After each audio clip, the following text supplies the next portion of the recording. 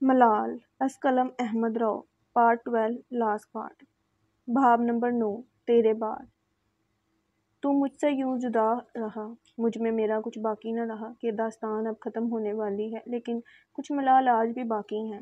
میں ہمایوں سے شادی کرنے کے لیے راضی ہوں، آپ جب چاہیں بارات لے کر آ جائیں۔ اس نے ایک سانس میں پورا جملہ مکمل کیا تھا اور اگلا سانس وہ نہیں لے پائی تھی۔ اس کمرے میں موجود ہر شخص کو شوق لگا تھا۔ ہمایوں نے مڑ کر منہا کی طرف دیکھا تھا، بی جان کھل کر مسکرائی تھی۔ سونی بیگم کو منہا کا اقرار بالکل پسند نہیں آیا تھا، لیکن میری ایک شرط ہے، اس نے ہمایوں کی طرف دیکھ کر بولا۔ مجھے تمہاری ہر شرط منظور ہے۔ وہ اس وقت بے حد خوش تھا۔ فرض کرو میری اور تمہاری شادی ہو جاتی ہے اور ہم پوری زندگی ساتھ گزار بھی لیتے ہیں، لیکن جب قیامت والے دن اللہ مجھ سے سوال کرے گا کہ میں نے اپنے شوہر سے وفا کیوں نہیں نبھائی، کیوں میں نے اپنے شوہر کے ہوتے ہوئے بھی دل میں کسی اور کو بسا کر رکھا، تو میری جگہ تم جواب دو گے؟ وہ ہمایوں کی آنکھوں میں آنکھیں ڈال کر بولی تھی، یہ کیا بکواس ہے؟ بی جان غصے میں بھڑک اٹھی تھی۔ بولو نا، میری جگہ تم جواب دینے کے لیے تیار ہو؟ اگر تیار ہو تو میں بھی تم سے شادی کرنے کے لیے راضی ہوں۔ وہ اب بھی ہمایوں کو دیکھ کر بول رہی تھی۔ ہمایوں نے خاموشی سے اپنی نگاہیں جھکا لی تھیں۔ ایک عورت پر سب سے زیادہ حق اس کے شوہر کا ہوتا ہے اور میں تمہیں وہ حق کبھی نہیں دے پاؤں گی۔ شادی کوئی کھیل نہیں ہے کہ کسی سے بھی کر لو، آپ کے دل کی رضامندی ہونا سب سے زیادہ اہم ہے۔ وہاں بیٹھا ہر شخص خاموش ہو گیا تھا۔ لوگ کہتے ہیں کہ شادی کے بعد سب صحیح ہو جاتا ہے، محبت بھی ہو جاتی ہے۔ غلط کہتے ہیں، ایسا کچھ نہیں ہوتا، بس ہمیں سمجھوتا کرنے کی عادت ہو جاتی ہے اور اس سمجھوتے کو ہمارے ہاں ایک خوشحال شادی کا نام دے دیا جاتا ہے۔ وہ بول رہی تھی اور سب سن رہے تھے۔ میاں بیوی ایک دوسرے کا لباس ہوتے ہیں۔ جب تک ان دونوں کے دل میں ہی ایک دوسرے کے لیے پیار نہ ہو تو کیا مقصد اس رشتے کا؟ وہ اپنی بات آرام اور تحمل سے سمجھا رہی تھی۔ میں تو کرتا ہوں نا تم سے پیار۔ ہمایوں نے نم آنکھوں کے ساتھ اس کی طرف دیکھا تھا۔ مگر میں نہیں کرتی تم سے پیار، تمہیں یہ بات کیوں سمجھ نہیں آتی؟ وہ تھوڑا چلا کر بولی تھی، نہ ہی میں اتنی اچھی ہوں کہ تمہارا دل رکھنے کے لیے میں اپنا دل توڑ لوں۔ وہ صاف بات کرتی تھی، چاہے کسی کو برا لگے، لیکن جس سے تم پیار کرتی ہو وہ بھی کوئی اچھا انسان نہیں ہے۔ وہ ایسے کہہ رہا تھا جیسے وہ خود دودھ کا دلہا ہے۔ وہ جیسا بھی ہے لیکن وہ میرا ہے۔ وہ براق پر آج بھی ایک بات برداشت نہیں کرتی تھی۔ تم کیوں نہیں مان لیتی کہ وہ ایک برا انسان ہے جس نے صرف اپنے فائدے کے لیے تمہیں استعمال کیا؟ وہ تھوڑا چیخ کر بولا تھا۔ تم اگر 1000 بار بھی بولو گے کہ وہ برا ہے تو میں 1000 بار بولوں گی کہ مجھے اس سے محبت ہے۔ محبت میں انسان اچھا ہے برا نہیں دیکھتا، صرف اپنے محبوب کو دیکھتا ہے۔ اس کی آنکھیں چیخ چیخ کر کہہ رہی تھی کہ وہ براق سے بے حد محبت کرتی ہے اور اس بات کا اقرار اس نے آج کیا تھا۔ محبت واقعی اندھی ہوتی ہے، اس نے طنز کیا تھا۔ محبت اندھی نہیں ہوتی، محبت آپ کے دل میں چور دروازہ کھول دیتی ہے جدھر آپ اس شخص کی تمام برائیاں چھپا کر رکھ لیتے ہیں۔ منہا کا دل براق کے لیے دھڑکتا تھا اور یہ سب آج اپنی آنکھوں سے دیکھ کر ہمایوں کو لگا تھا کہ وہ پوری دنیا ہار گیا ہے۔ میری محبت کا کیا؟ اس نے بے اختیار سوال کیا تھا۔ ہمایوں تم کس کی محبت کی بات کرتے ہو؟ سچ تو یہ ہے کہ تم ایک بزدل انسان ہو جو مجھے اپنی محبت کا یقین دلوانے کے بجائے براق کے خلاف میرے دل میں زہر گھولتا رہا۔ کاش اتنی کوشش تم نے مجھے اپنی محبت کے یقین دلوانے میں کی ہوتی، مگر تم نے تو مجھے پانے کی کبھی بھی ذرا سی بھی کوشش نہیں کی۔ اس نے ہمایوں کو آئینہ دکھایا تھا۔ محبت کرنا آسان ہے لیکن دوسروں کو اس کا یقین دلوانا بہت مشکل ہے۔ وہ جانتی تھی ہمایوں کو یہ باتیں تیر کی طرح چبھیں گی، لیکن اس کا یہ سب بولنا ضروری تھا۔ ہمایوں نے واقعی کبھی بھی منہا کو پانے کی ذرا سی بھی کوشش نہیں کی تھی، وہ بس انتظار کرتا تھا کہ منہا کو ایک دن اس کی محبت دکھائی دے گی، لیکن وہ دن کبھی نہیں آیا۔ اب میرا پیچھا کرنا چھوڑ دو ہمایوں، میں تمہاری کبھی نہیں ہو سکتی اور لا حاصل کا پیچھا بیوقوف لوگ کیا کرتے ہیں۔ اس نے ہمایوں کی طرف دیکھ کر ہمدردی سے بولا تھا، پھر وہ باہر نکلی۔ ہمایوں کی آنکھوں میں بے تحاشا تکلیف اتری تھی۔ بی جان اس کے پاس کھڑی اسے دلاسے دے رہی تھی۔ ہمایوں ہار گیا تھا، لیکن جیتا ابھی تک براق بھی نہیں تھا۔ میں مرنے سے زیادہ ماننے پر یقین رکھتی ہوں۔ لیلیٰ کے ذہن میں اپنی ہی بات گھومی تھی۔ لیلیٰ تمہیں کچھ نہیں ہوگا؟ براق نے لیلیٰ کو اپنے دونوں بازو میں مضبوطی سے تھاما ہوا تھا۔ لیلیٰ اسے دیکھ کر اداسی سے مسکرا رہی تھی۔ جانتے ہو مجھے موت سے کیوں ڈر لگتا تھا؟ اس درد کی شدت میں بھی وہ روئی نہیں تھی۔ براق نے روتے ہوئے نفی میں سر ہلایا تھا۔ میں نے سنا تھا کہ مرنے سے پہلے آپ کو ماضی کا ایک ایک لمحہ یاد آتا ہے، اور میں تو اپنے ماضی میں کئی بار مری ہوں، تو سوچو اب مرنے سے پہلے میں کتنی بار مزید مروں گی۔ آنکھیں درد سے بھر چکی تھیں، جسم سے خون اب تک نکل رہا تھا، اذلان کا سانس رک چکا تھا۔ اس نے زندگی میں کبھی بھی خود کو اتنا لاچار محسوس نہیں کیا تھا۔ وہ لیلیٰ کی طرف بھاگا تھا۔ منہا شوق کے مارے وہیں کھڑی تھی۔ ابھی پولیس آئے گی نا مجھے گرفتار کرنے، پھر وہ تمہیں ہسپتال لے جائے گی۔ بس تم نے ہمت نہیں ہارنی، ٹھیک ہے نا؟ وہ لیلیٰ کو تسلی کے علاوہ کچھ نہیں دے سکتا تھا۔ اس لمحے وہ سب بے بس تھے، کچھ بھی ان کے ہاتھ میں نہیں تھا۔ نہیں تم میرے ساتھ چلو، میں تمہیں اپنی گاڑی میں ہسپتال لے کر جاؤں گا۔ اذلان کے الفاظ ٹوٹ رہے تھے، اس کی نیلی آنکھیں شدید لال نظر آ رہی تھیں۔ اس وقت اسے لگ رہا تھا کہ جیسے دنیا ختم ہو گئی اور یہ قیامت کا منظر تھا۔ اس کے لیے واقعی یہ قیامت تھی۔ نہیں تم جاؤ ورنہ اسے بولنے میں مشکل ہو رہی تھی، خون کافی بہہ چکا تھا، ورنہ پولیس تمہیں بھی گرفتار کر لے گی۔ اسے اس درد میں بھی اذلان کی فکر تھی، نہ جانے کیوں۔ اذلان نے نفی میں سر ہلایا تھا، وہ کسی بھی صورت میں نہیں جائے گا۔ لوگ محبت کے لیے مرتے ہیں، لیکن تم جیو گے اذلان، تاکہ ہماری یادیں زندہ رہیں۔ اس کی آنکھوں کے آگے اندھیرا آ رہا تھا، منظر دھندلا ہوتا جا رہا تھا، تکلیف حد سے بڑھ گئی تھی۔ اس کو یوں دیکھ کر براق کی ٹانگوں سے جیسے جان نکلی تھی۔ وہ لیلیٰ کو مضبوطی کے ساتھ تھامے نیچے زمین پر گرا تھا۔ منہا اور دو پولیس والوں کے قدم اب ان لوگوں کی طرف بڑھ رہے تھے۔ تمہیں میری قسم اذلان، جاؤ یہاں سے۔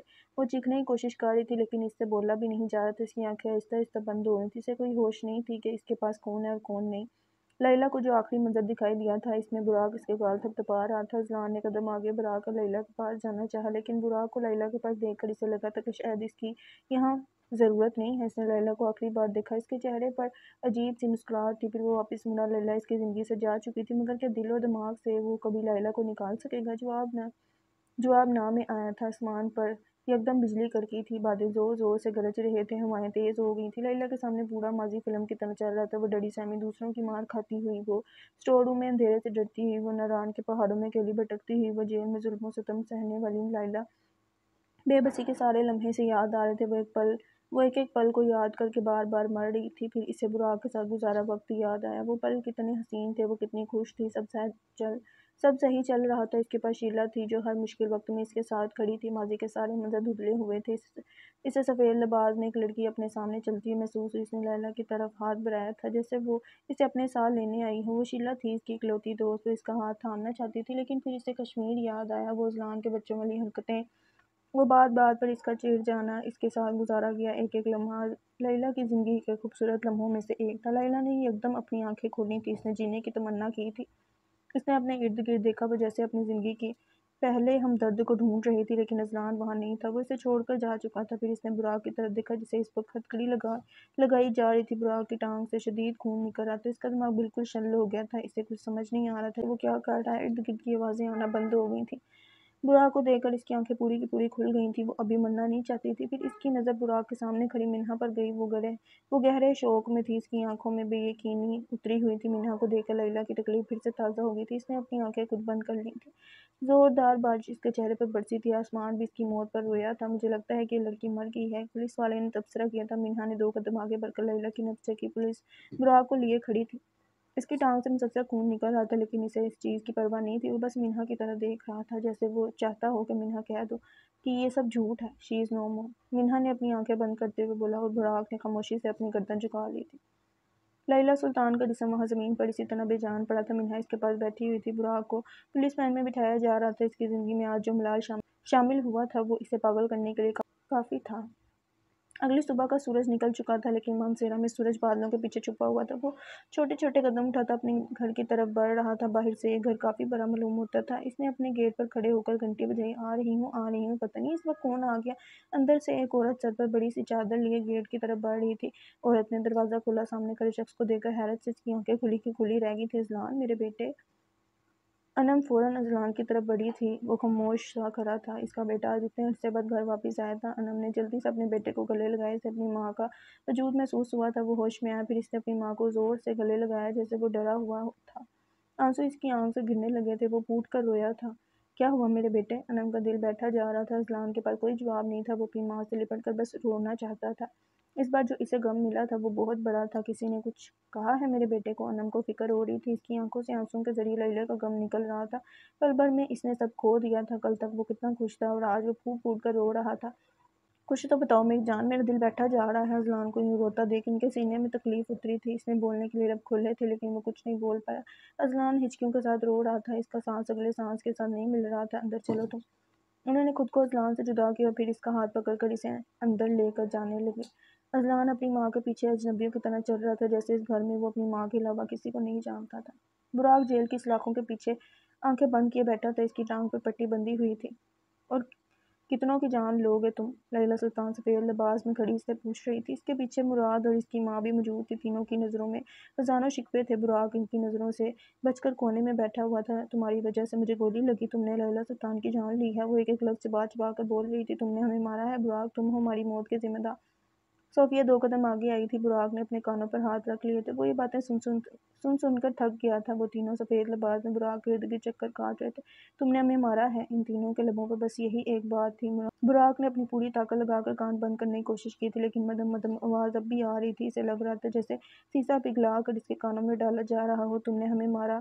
براق کا دل اب ان باتوں کا بوجھ نہیں اٹھا سکتا تھا۔ اس کا پورا جسم کانپ رہا تھا، منہ پسینے میں بھیگ چکا تھا۔ براق نے اپنی آنکھیں کھولی، لیکن وہاں کوئی موجود نہیں تھا، نہ ہی لیلی اور نہ ہی اس کی ماں اور مراد۔ یہاں تو بس وہ اور چند قیدی موجود تھے۔ دل کی دھڑکن بالکل بھی نارمل نہیں تھی اور وہ ایک بھیانک خواب سے جگا تھا۔ وہ لمبے لمبے سانس لے رہا تھا، کوپ چہرے پر اب تک طاری تھا۔ میں سب کچھ بھول کیوں نہیں جاتا؟ آخر میرے ملال کب ختم ہوں گے؟ کب میں اس سب سے آزاد ہوں گا؟ اس کی زندگی سے ملال ختم ہونے کے بجائے مزید ملال شامل ہوتے تھے۔ براق نے اپنی جیب میں ہاتھ ڈالا اور ایک گولیوں کا پتہ نکالا۔ وہ یہ گولیاں ہر وقت اپنے پاس رکھتا تھا۔ اس نے جلدی سے گولی کھائی اور کچھ لمحوں بعد اس کا جسم پرسکون ہو چکا تھا۔ براق کو واقعی میں گرفتار کر لیا گیا ہے؟ سونیا بیگم کو ابھی تک یقین نہیں آ رہا تھا۔ ہاں، وہ بس اتنا ہی بول پائی تھی۔ مگر کیوں؟ اس نے کیا کیا ہے؟ اور کل ہمایوں کیا بول رہا تھا کہ وہ اچھا انسان نہیں ہے؟ مجھے بتاؤ منہا، کیا بات ہے؟ انہیں کل سے ہمایوں کی باتیں تنگ کر رہی تھیں۔ امی، اس دنیا میں کوئی بھی دودھ کا دھلا نہیں ہے۔ ہر کوئی سیاہ اور سفید ہے۔ کوئی بھی انسان ہر گناہ سے پاک تو نہیں ہو سکتا نا؟ وہ شاید ایسی باتیں کر کے خود کو تسلی دیا کرتی تھی۔ ہم اپنے دماغ کو جو سکھاتے ہیں وہ وہی سیکھتا ہے۔ تو پھر تم براق کو معاف کیوں نہیں کر دیتی؟ انہوں نے منہا کی طرف دیکھ کر بولا۔ پتہ نہیں۔ اتنا کہہ کر وہ اپنے کمرے کی طرف بڑھی۔ سونیا بیگم اس کے لیے فکر مند ہوئی تھی۔ کمرے میں آ کر وہ اپنے بیڈ پر کمر کے بل لیٹی تھی۔ ہر کوئی کہتا ہے کہ براق کو معاف کر دے، لیکن مجھے تو یہ سمجھ نہیں آتی کہ میں خود کو کیسے معاف کروں گی۔ جو اس نے کل براق کے ساتھ کیا، وہ اس پر بے حد شرمندہ تھی۔ اس حرکت کے لیے وہ خود کو کبھی معاف نہیں کر سکتی تھی۔ اذلان ہاتھ میں جالے والا برش پکڑے کونے کے جالے صاف کر رہا تھا۔ یار، یہ آنٹیوں والے کام مجھ سے کیوں کروا رہی ہو؟ وہ اکتائے ہوئے بولا۔ ہاں تو اتنے لمبے قد کا تم نے کیا کرنا ہے؟ کچھ کام ہی آ جاؤ۔ آج سارے کمروں کے جالے تم ہی صاف کرو گی۔ لیلی سلطان ہاتھ باندھے اس کے پاس کھڑی تھی۔ میں ادھر گھومنے آیا ہوں، نہ کہ صفائیاں کرنے، اس نے تپتے ہوئے بولا۔ میری بات نہ کان کھول کر سن لو۔ آئمہ کالج گئی ہوئی ہے اور آنٹی کی طبیعت ٹھیک نہیں ہے، تو شرافت سے نا گھر کے کاموں میں میری مدد کرو، ورنہ یہ 2 مکے ماروں گی۔ لیلی نے زور سے مکہ اس کی کمر میں مارا تھا۔ اذلان اپنی کمر پکڑ کر کھڑا ہو گیا تھا۔ مئے اللہ جی، اتنی زور سے کون مارتا ہے؟ وہ درد میں تڑپ کر بولا تھا۔ لیلی اس کا مئے اللہ جی سن کر ہنسی تھی۔ اذلان اپنے بڑے سے کمرے میں بیڈ کے ساتھ ٹیک لگائے بیٹھا تھا۔ وہ کل سے اسی طرح گزرے لمحوں کو یاد کر رہا تھا۔ اتنی جلدی کیوں چلی گی تم لیلی؟ وہ درد بڑے لہجے میں بولا تھا۔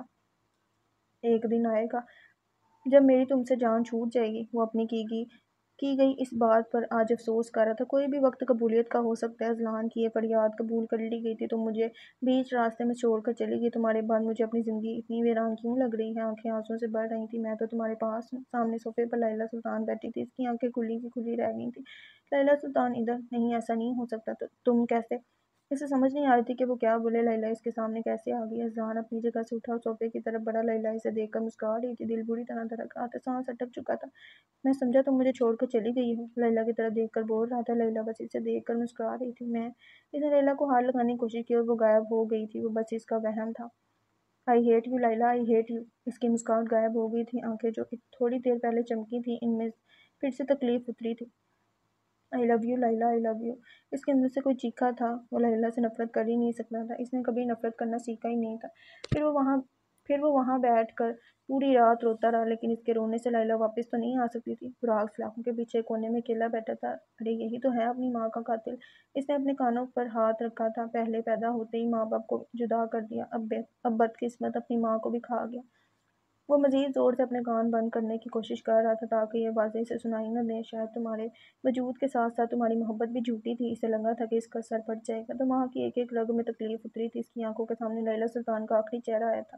وہ اس کی وجہ سے مری تھی۔ آنکھ میں شدید تکلیف اتری تھی۔ اسے اپنی زندگی میں اس وقت ملال کے علاوہ کچھ نظر نہیں آ رہا تھا۔ کیوں ہوں میں اتنا برا؟ اس نے بے اختیار خود سے سوال کیا تھا۔ وہ خود سے مایوس ہو چکا تھا۔ براق اپنا سر جھکائے اپنے ملال کا بوجھ اٹھا رہا تھا۔ ایک ماہ بعد تمہارا بیٹا چاہتا کیا ہے آخر؟ کون سا غم ہے جو اب تک نکل نہیں رہا؟ ارشد صاحب اپنے کمرے میں کھڑے تیار ہو رہے تھے۔ انم ان کے کندھوں پر گھری شال کو سیدھا کر رہی تھی۔ وہ آپ کا بھی بیٹا ہے؟ انم نے شاید ان کو یاد دلوانے کی کوشش کی تھی۔ میرا بیٹا اتنا کمزور نہیں ہو سکتا جو چھوٹی چھوٹی باتوں پر عورتوں کی طرح روئے۔ بچپن سے ہی اس کی عادت ہے چھوٹی سی بات کو دل سے لگا لینا۔ وہ اذلان سے اکتائے ہوئے تھے۔ ہر بچہ مختلف ہوتا ہے، آپ کیوں نہیں سمجھتے اس بات کو؟ اذلان کمزور نہیں ہے، وہ بس تھوڑا سا حساس ہے، نرم دل ہے۔ آپ اس کو یوں وہ نظریں نیچی کر کے بول رہی تھی، اچھا بس بس، میں کام کے لیے لیٹ ہو رہا ہوں، بعد میں بات کرتے ہیں۔ وہ انم کی بات کاٹتے ہوئے باہر کی طرف نکلے۔ انم نے اوپر اذلان کے کمرے کا رخ کیا۔ ایک ماہ سے اذلان نے خود کو کمرے میں بند کیا ہوا تھا۔ انم روز اسے بلانے آتی تھی لیکن وہ کبھی بھی باہر نہیں آتا تھا۔ انم نے اذلان کے کمرے کا دروازہ کھولا۔ سامنے اذلان صوفے پر بیٹھا ہنس کر کسی سے باتیں کر رہا تھا۔ لیلیٰ تمہیں پتہ ہے آج کیا ہوا؟ اذلان کے سامنے لیلیٰ ٹانگ پر ٹانگ رکھے بیٹھی تھی۔ پلیز مجھے نہیں سننی تمہاری بکواس باتیں، وہ برا سا منہ بناتے ہوئے بولی۔ مزہ بھی تمہیں صرف میری بکواس میں آتا ہے؟ مان کیوں نہیں لیتی تم یہ بات؟ وہ اتراتے ہوئے بولا۔ لیلیٰ نے کوئی جواب دیا تھا جس پر وہ کھل کر ہنسا تھا۔ بیٹا کس سے باتیں کر رہے ہو؟ انم نے اذلان کے کندھے پر ہاتھ رکھتے ہوئے پوچھا۔ اذلان نے مڑ کر اپنی ماں کو دیکھا۔ ماما وہ لیلیٰ۔ اس نے دوبارہ اپنے سامنے دیکھا تو وہاں کوئی موجود نہیں تھا۔ ماما ماما، وہ ایک دم چلانے لگا۔ انم کو اسے دیکھ کر حیرت ہونے لگی۔ وہ چلی گئی ماما؟ آنکھوں سے آنسو گرنا شروع ہو گئے تھے۔ انم نے اپنے بیٹے کو گلے سے لگایا تھا۔ اس کی یہ حالت دیکھ کر انم کو بے حد تکلیف ہوئی تھی۔ بس کرو میری جان، اس کے لیے اور کتنا رو گے؟ انم اسے تسلی دے رہی تھی۔ ماما آپ میرے کمرے میں نہ آیا کریں، آپ جب بھی آتی ہیں وہ غائب ہو جاتی ہے، مجھے اس سے ڈھیر ساری باتیں کرنی ہیں۔ وہ جیسے اپنے ہوش و حواس کھو چکا تھا۔ اسے ہر طرف بس لیلیٰ نظر آتی تھی، جیسے لیلیٰ اس کے ساتھ اس کے کمرے میں رہتی تھی۔ یہ کیا حالت بنا لی ہے تم نے اذلان؟ تم تو اپنا اتنا خیال رکھتے تھے، ایک سے ایک اچھا کھانا، اچھا پہننا، اب تمہیں دیکھ کر لگتا ہی نہیں کہ وہی اذلان ہے۔ انم اندر ہی اندر اس کی حالت دیکھ کر مر رہی تھی۔ اذلان کا رنگ پیلا زرد ہو چکا تھا، آنکھوں کے نیچے بڑے بڑے حلقے پڑے ہوئے تھے، شیب بے ترتیب سی پڑی ہوئی تھی، کپڑے بدلنے کی اسے ہوش نہیں تھی۔ ماما وہ کیوں چلے گی مجھے چھوڑ کر؟ کیوں اس نے کہا کہ اذلان یہاں سے چلے جاؤ، جبکہ میں اس کی جان بچا سکتا تھا؟ رو رو کر اس کا سر پھٹنے والا ہو گیا تھا، لیکن وہ لیلیٰ کو ایک لمحے کے لیے بھی بھول نہیں پاتا تھا۔ اس نے کہا اور تم چھوڑ کر آ گئے؟ تم زبردستی سے وہاں سے لے جا کر وقت پر ہسپتال پہنچا سکتے تھے۔ انم اس کے بالوں میں ہاتھ پھیر رہی تھی۔ آپ نہیں جانتی اسے، وہ ایسی نہیں تھی جس کے ساتھ زبردستی کی جائے۔ وہ لیلیٰ کو جانتا تھا، وہ اپنی مرضی کرتی تھی۔ اس نے میرے ساتھ جینے سے زیادہ براق کے ساتھ مرنے کو ترجیح دی۔ وہ اپنی موت پر بھی مسکرا رہی تھی کیونکہ براق اس کے ساتھ تھا۔ تکلیف اس کے لہجے سے ظاہر ہو رہی تھی۔ لیلیٰ کے لیے براق اذلان سے بڑھ کر تھا، اور وہ اب تک اس بات کو دل سے لگائے بیٹھا تھا۔ انم نے اس کے گرتے آنسو صاف کیے تھے۔ آج نور کی رخصتی تھی۔ منہا نے سادہ سی پیچ رنگ کی میکسی پہن رکھی تھی۔ حال مہمانوں سے بڑا ہوا تھا۔ بی جان اور ہمایوں نہیں آئے تھے اور اس دفعہ سونیا بیگم کو افسوس بھی نہیں ہوا تھا۔ آج منہا کو براق کی کمی شدت سے محسوس ہوئی تھی، اور وہ اس کے ساتھ ہوتا تھا تو اس کے آدھے سے زیادہ پریشانی کم ہو جاتی تھی۔ اس کی آنکھوں میں عجیب سی اداسی تھی، وہ جو ہر کوئی بڑی آسانی سے دیکھ سکتا تھا۔ ویسے لڑکیوں کو اتنا بھی خود مختار نہیں ہونا چاہیے۔ منہا کے پاس کھڑی عورت نے اسے دیکھ کر دوسری عورت کے کان میں بولا تھا۔ منہا ان کی بات سن چکی تھی لیکن وہ خاموش رہی۔ سونیا کو تو دیکھو، چھوٹی بیٹی کی شادی پہلے کر دی، بڑی بیٹی ابھی تک گھر بیٹھی ہے۔ دوسری عورت سونیا کو دیکھتے ہوئے بولی جو سامنے اسٹیج پر نور کے ساتھ بیٹھی تھی۔ بیٹی کی کمائی کھانے کی عادت ہو گئی ہے ایسے، اور کیا؟ ویسے بھی اس منہا کے لکشن کچھ صحیح نہیں ہے، اس کی برداشت کی حد ہو گئی تھی، تبھی تو ابھی تک شادی نہیں کی۔ ویسے بھی اس عمر میں اس کی شادی ہونا ناممکن ہی سمجھو۔ وہ دونوں بکواس پر بکواس کیے جا رہی تھی۔ منہا نے ایک نمبر ملایا، پھر وہ ان دونوں کے سامنے جا کر کھڑی ہوئی۔ منہا کو دیکھ کر دونوں ایک دم خاموش ہو گئی۔ اب کیوں خاموش ہو گئی؟ میرے سامنے کہیں جو کہہ رہی تھی، وہ ہاتھ باندھے سخت لہجے میں بولی تھی۔ دونوں کو تو جیسے چپ لگ گئی تھی۔ یہ میری زندگی ہے اور میں کسی کو حق نہیں دوں گی کہ وہ میری ذات پر انگلی اٹھائے، وہ ہلکا سے چلائی تھی۔ اپنی بیٹی کے بارے میں آپ کا کیا خیال ہے؟ اس نے ایک عورت کی طرف انگلی اٹھائی تھی۔ پچھلے مہینے ہی کسی ہوٹل کے کمرے سے وہ ایک لڑکے کے ساتھ پکڑی گئی تھی۔ اس کے لکشن کیسے ہیں بتائیں ذرا۔ سامنے کھڑی عورت شرم کے مارے آنکھیں جھکائے کھڑی تھی۔ اب خود پر بات آئی تھی تو ان کا دل کٹ کر رہ گیا تھا۔ اور آپ؟ اس نے دوسری عورت کی طرف اشارہ کیا۔ اللہ کا شکر ہے، حلال کماتی ہوں اور حلال کھاتی ہوں، آپ کے 2 نمبر بیٹے کی طرح جوا کھیل کر نہیں کماتی۔ انسان دوسروں کے دامن پر تب انگلی اٹھائے جب وہ خود نیک اور پارسا ہوں۔ اس نے دونوں عورتوں کو ان کی اوقات دکھائی تھی۔ بیٹا ہمیں معاف کر دو، ہم تو بس۔ منہا نے ہاتھ کے اشارے سے انہیں چپ رہنے کا بولا تھا۔ نہ وہ خود کبھی معافی مانگتی تھی اور نہ ہی کسی کی معافی قبول کرتی تھی۔ تبھی 2 سیکورٹی گارڈ اس کے پاس آ کر کھڑے ہوئے۔ یہ دونوں عورتیں مجھے اگلے 1 منٹ میں یہاں نظر نہ آئیں، اس نے حکم دیا تھا۔ دونوں کے ہوش اڑے تھے۔ منہا حکم دیتے ہوئے آگے بڑھی۔ اب سیکورٹی گارڈز ان دونوں کو باہر کی طرف لے کر جا رہے تھے۔ کچھ دیر بعد سب مہمانوں نے کھانا کھا لیا تھا۔ تھوڑی ہی دیر میں رخصتی ہونے والی تھی۔ اتنے میں منہا کو کسی کی فون کال آئی، پھر وہ بڑی سی چادر لپیٹے ہال سے باہر نکلتی دکھائی دی۔ منہا کدھر جا رہی ہوں؟ سونیا بیگم بھاگتے ہوئے منہا کی طرف بڑھی۔ امی ایک بہت ضروری کام ہے، میرا جانا بہت اہم ہے۔ وہ کافی جلدی میں دکھائی دیتی تھی۔ مگر ہوا؟ سونیا بیگم کو عجیب خیال آ رہے تھے۔ کچھ نہیں ہوا، سب ٹھیک ہے، بس ابھی مجھے جانا ہوگا، اتنا کہہ کر وہ ہال سے باہر نکلی۔ پھر وہ پارکنگ سے گاڑی نکال کر اپنی منزل کی طرف بڑھی۔ براق کی حالت دن بدن بدتر ہوتی جا رہی تھی۔ اس کا دماغ معاف ہونے لگا تھا۔ اس کے جسم پر جگہ جگہ مار پیٹ کے نشان تھے، لیکن اسے اس سب سے فرق نہیں پڑ رہا تھا۔ وہ جیسے کوئی زندہ لاش تھا جسے کچھ محسوس نہیں ہوتا تھا۔ بتا تیرا باقی گینگ کہاں ہے؟ پولیس والا زوردار ہنٹر اس کی کمر میں مارتے ہوئے چیخا۔ براق اب درد کے مارے چلاتا بھی نہیں تھا۔ پچھلے 1 ماہ سے پولیس والوں نے ہر طریقے سے سچ اگلوانے کی کوشش کی تھی، لیکن براق واقعی نہیں جانتا تھا کہ باقی لوگ کدھر گئے۔ براق کی خاموشی نے پولیس والوں کو اور غصہ دلایا تھا۔ اس نے ایک بار پھر ہنٹر براق کی کمر پر مارا۔ براق کی شرٹ پھٹ چکی تھی۔ بتاتا ہے یا نہیں؟ پولیس والا چلایا تھا۔ میں اسی قابل ہوں۔ وہ اس مار پیٹ کو خود کی سزا سمجھتا تھا۔ جب ہم خود سے کسی بات پر ناراض ہوتے ہیں تو ہم خود کو سزا دینے کی کوشش کرتے ہیں، اور اس وقت یہی براق شام کر رہا تھا۔ پولیس والے نے ایک بار پھر اس کی ننگی کمر پر زور سے ہنٹر مارا تھا۔ اس کی کمر پہلے ہی نیلو نیل تھی۔ درد کے مارے اس کے منہ سے بس ایک آہ نکلی تھی۔ کافی دیر پولیس والا اسے ہنٹر سے مار مار کر سچ اگلوانے کی کوشش کرتا رہا، لیکن وہ کچھ نہیں بولا۔ ساحل کے کنارے ایک چھوٹی سی بندرگاہ میں وہ کھڑا تھا۔ پاکستان سے جو سامان ایکسپورٹ ہو کر مختلف ممالک میں جاتا تھا، وہ بھی اسی سامان کے ساتھ پاکستان سے فرار ہونے والا تھا۔ خود غرضی ایک واحد راستہ ہے جس کے ذریعے انسان اس دنیا میں زندہ رہ سکتا ہے۔ یہ دنیا مخلص لوگوں کے لیے نہیں بنی، بلکہ یہ دنیا مجھ جیسے کئی لالچی اور خود غرض لوگوں سے بھری پڑی ہے، جو اپنے مقصد کے لیے کسی کی زندگی برباد کرنے میں لمحہ نہیں لگاتے۔ اس نے اپنی آنکھوں پر چشمے لگائے، منہ پر ماسک پہنا اور پھر بندرگاہ سے باہر نکلا۔ میں محتشم خان ملال کے اس سفر کو الوداع کر کے ایک نئے سفر پر جا رہا ہوں۔ شاید پھر کبھی آپ سب سے ملاقات ہو۔ ویسے آپ لوگ جاننا نہیں چاہیں گے کہ میں کہاں جا رہا ہوں؟ وہ ایک دھیمی سی مسکراہٹ کے ساتھ بحری جہاز پر چڑھا تھا۔ انم سائیکیٹرسٹ کو دروازے تک چھوڑنے آئی تھی۔ میرے بیٹے کو شک تک نہیں ہوا نا آپ پر؟ انم فکر مندی کے عالم میں بولی۔ بے فکر رہیں، اسے ذرا سا بھی شک نہیں ہوا، سائیکیٹرسٹ نے تسلی دی تھی۔ میرے بیٹے کو آخر ہوا کیا ہے؟ وہ اکیلے میں خود سے باتیں کرتا رہتا ہے، عجیب عجیب حرکتیں کرتا ہے، جیسے اسے کوئی نظر آ رہا ہو۔ ابھی میں کنفرم تو نہیں بتا سکتی کہ آخر اذلان کو ہوا کیا ہے، 2-3 سیشن مزید لگیں گے، مگر جہاں تک میرا خیال ہے وہ اسکیزوفرینیا کا شکار ہے۔ انم کو سمجھ نہیں آیا تھا، وہ اتنی پڑھی لکھی نہیں تھی۔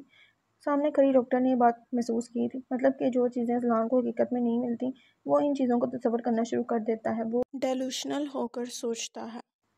وہ وہی دیکھتا ہے جو وہ دیکھنا چاہتا ہے، اور اس وقت اذلان لیلیٰ کو اپنے ساتھ دیکھنا چاہتا ہے۔ ایسی چیزیں یا لوگ جو حقیقت میں موجود نہ ہوں، ان کو محسوس کرنا اسکیزوفرینیا کی علامت ہے۔ اس نے آسان الفاظ میں انم کو سمجھایا تھا۔ کوئی خطرے کی بات تو نہیں ہے نا؟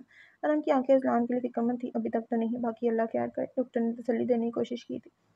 فجر کا وقت تھا۔ وہ اپنے کمرے میں جانماز پر بیٹھا دعا کر رہا تھا۔ پھر وہ جانماز سے اٹھا اور الماری کی طرف بڑھا۔ ماما کہتی ہیں کہ تم لیلیٰ کو بھول جاؤ، بابا کہتے ہیں کہ ایک لڑکی کے لیے اتنا غم منانا بے وقوفی ہے، بھائی کہتا ہے کہ مجھے تم سے بہتر لڑکی ملے گی، لیکن کوئی یہ کیوں نہیں سمجھتا کہ جو میں نے کھویا ہے وہ میری زندگی تھی؟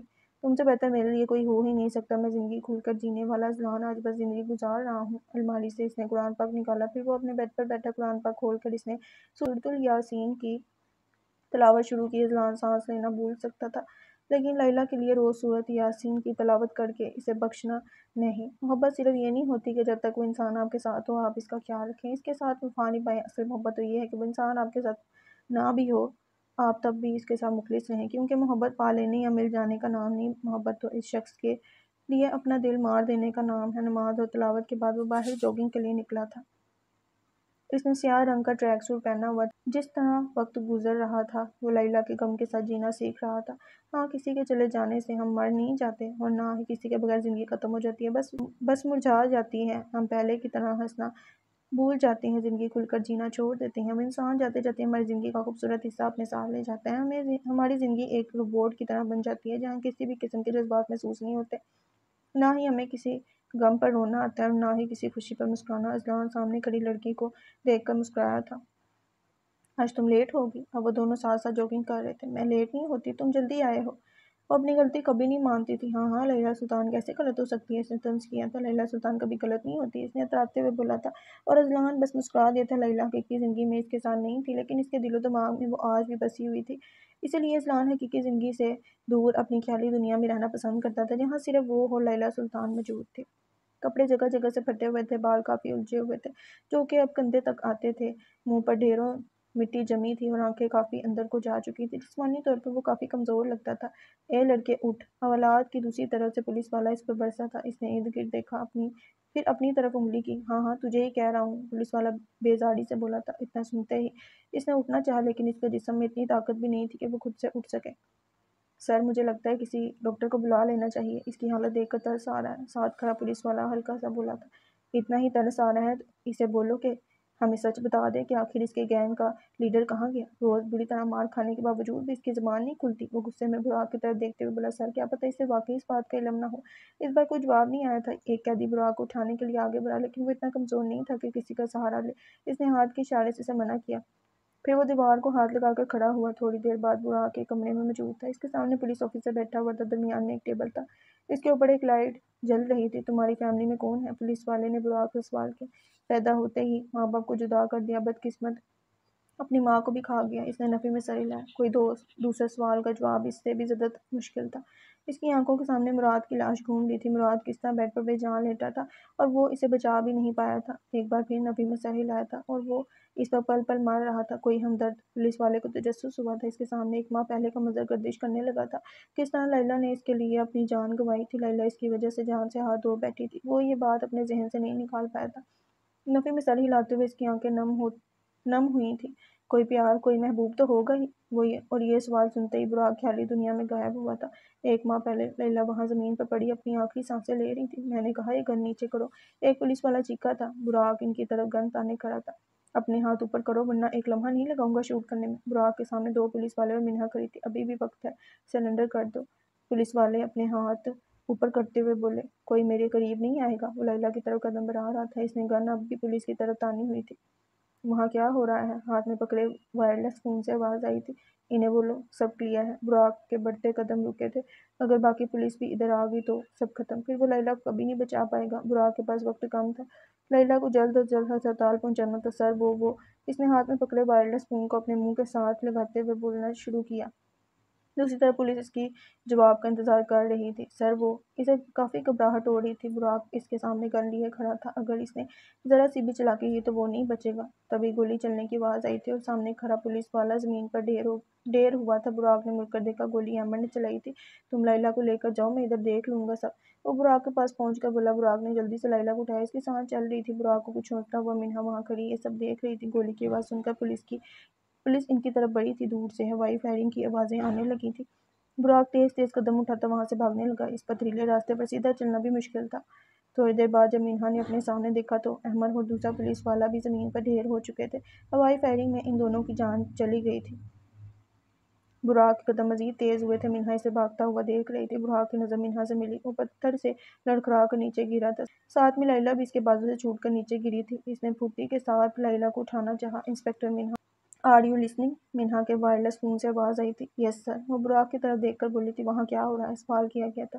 سر ہوائی فائرنگ میں 2 پولیس والے اور ایک چور مارا گیا۔ اس نے براق کے بارے میں کچھ نہیں بتایا تھا۔ اور یہ جو دور سے بھاگتا ہوا آدمی ہمیں نظر آ رہا ہے وہ کون ہے؟ انہیں دور سے براق دکھائی دیا تھا۔ سر وہ اسے کچھ سمجھ نہیں آئی تھی کہ وہ کیا بولے۔ وہ کوئی پولیس والا تو نہیں ہو سکتا، ضرور اسی گینگ کا بندہ ہوگا، پولیس والے نے اپنا اندازہ لگایا تھا۔ نہیں وہ سر وہ اتنا ہی کہہ پائی تھی۔ دل کی دھڑکن تیز ہوئی تھی۔ براق سانس لینے کے لیے رکا تھا اور آج اسے براق کا رکنا برا لگا تھا۔ شوٹ ہم، آرڈر آیا تھا۔ اس کے سامنے براق کھڑا تھا جو کہ اس کی طرف دیکھ رہا تھا۔ منہا کی آنکھوں میں بے یقینی اتری تھی۔ لیکن سر، آئی سیڈ شوٹ ہم۔ اب کہ وہ برسا تھا، براق نہ جانے کیوں منہا کو اب تک دیکھ رہا تھا۔ ہوائی فائرنگ بند ہو گئی تھی، بٹ یہ اس کا بہت بڑا امتحان تھا۔ شوٹ ہم، وہ چلایا تھا۔ منہا نے براق کا نشانہ لیا اور براق کو اپنی آنکھوں پر یقین نہیں آیا تھا، آنکھیں کھلی رہ گئی تھی۔ اس نے دوبارہ بھاگنا چاہا۔ منہا نے گن لوڈ کی۔ آپ کیا کر رہی ہیں انسپکٹر منہا؟ گولی چلائیں۔ اس کا بس نہیں چل رہا تھا کہ وہ وائرلیس فون سے باہر نکل آئے۔ براق نے منہا سے دور قدم بڑھائے تھے، وہ بس لیلی کو بچانا چاہتا تھا، وہ کوئی پولیس سے بچ نہیں رہا تھا۔ منہا کی آنکھیں نم ہوئی تھیں، یہ وقت اس کے لیے بے حد مشکل تھا۔ ایک طرف سرکاری آرڈر اور دوسری طرف اس کی محبت۔ اس نے آنکھیں بند کی تھی اور بنا دیکھے بنا سوچے گن چلائی۔ دور سے براق کے چلانے کی آواز آئی تھی۔ لیلی سلطان اس کے ہاتھ سے چھوٹ چکی تھی، گولی اس کی ٹانگ پر لگی تھی۔ منہا کو لگا تھا جیسے اس نے اپنے ہاتھوں سے ہی اپنی جان لے لی ہو۔ اتنے میں پولیس وہاں پہنچ چکی تھی اور اس وقت براق کو گرفتار کیا جا رہا تھا۔ وہ شکوہ بڑی نگاہوں سے منہا کو دیکھ رہا تھا۔ منہا شرمندگی کے مارے نگاہیں نیچے کی کھڑی تھی اور براق سے نظریں نہیں ملا پا رہی تھی۔ براق خیالی دنیا سے واپس آیا۔ میرا کوئی نہیں ہے۔ آنسو آنکھوں سے اس کی ہتھیلی پر آ گرا تھا۔ منہا شیشے کے سامنے کھڑی خود کو دیکھ رہی تھی۔ کیا ملا اس کے ساتھ ایسا کر کے؟ شیشے میں سے اس کا عکس بولا تھا۔ میں نے کچھ نہیں کیا، وہ نگاہیں نیچی کر کے بولی تھی۔ اس وقت وہ خود سے بھی نظریں نہیں ملا پا رہی تھی۔ تم مان کیوں نہیں لیتی کہ تمہیں براق کو گولی مارنے کا ملال آج بھی ہے؟ شیشے میں کھڑا اس کا عکس اسے حقیقت بتا رہا تھا۔ منہا نے نفی میں سر ہلایا تھا، جبکہ اس کے دل نے اس بات کی گواہی دی تھی، وہ مر بھی سکتا تھا۔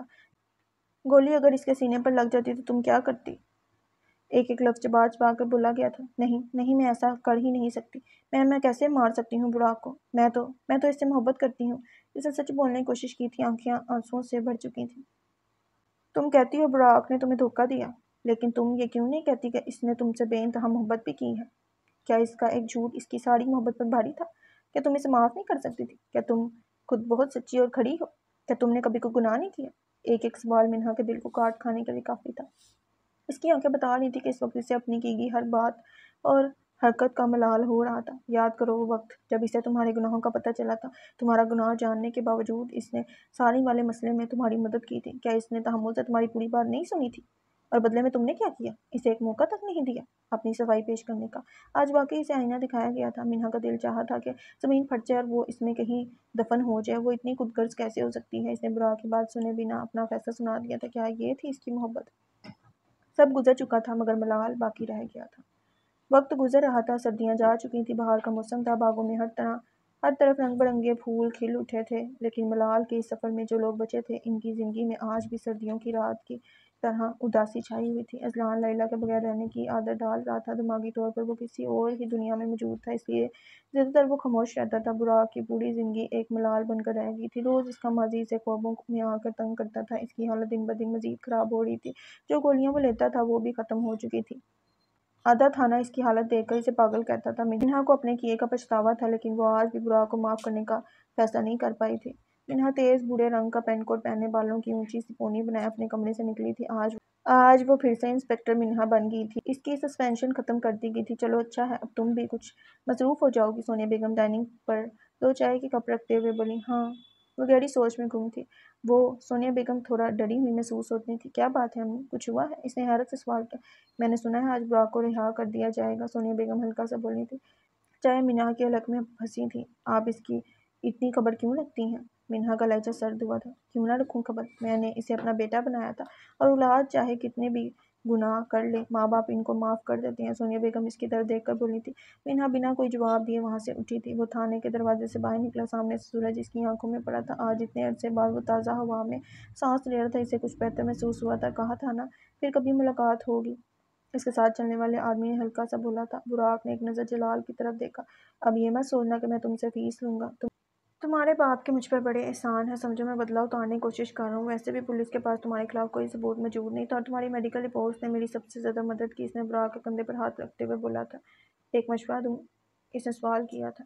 براق نے ہاں میں سر ہلایا۔ اب اپنی زندگی سچائی کے ساتھ شروع کر کے دیکھو، ہر جھوٹ سے پاک دیکھنا، پھر تمہیں کبھی کسی چیز کا پچھتاوا نہیں ہوگا۔ اتنا کہہ کر وہ براق سے دور جانے لگا۔ براق وہاں کراہ چیر کو عجیب عجیب نظروں سے دیکھ رہا تھا۔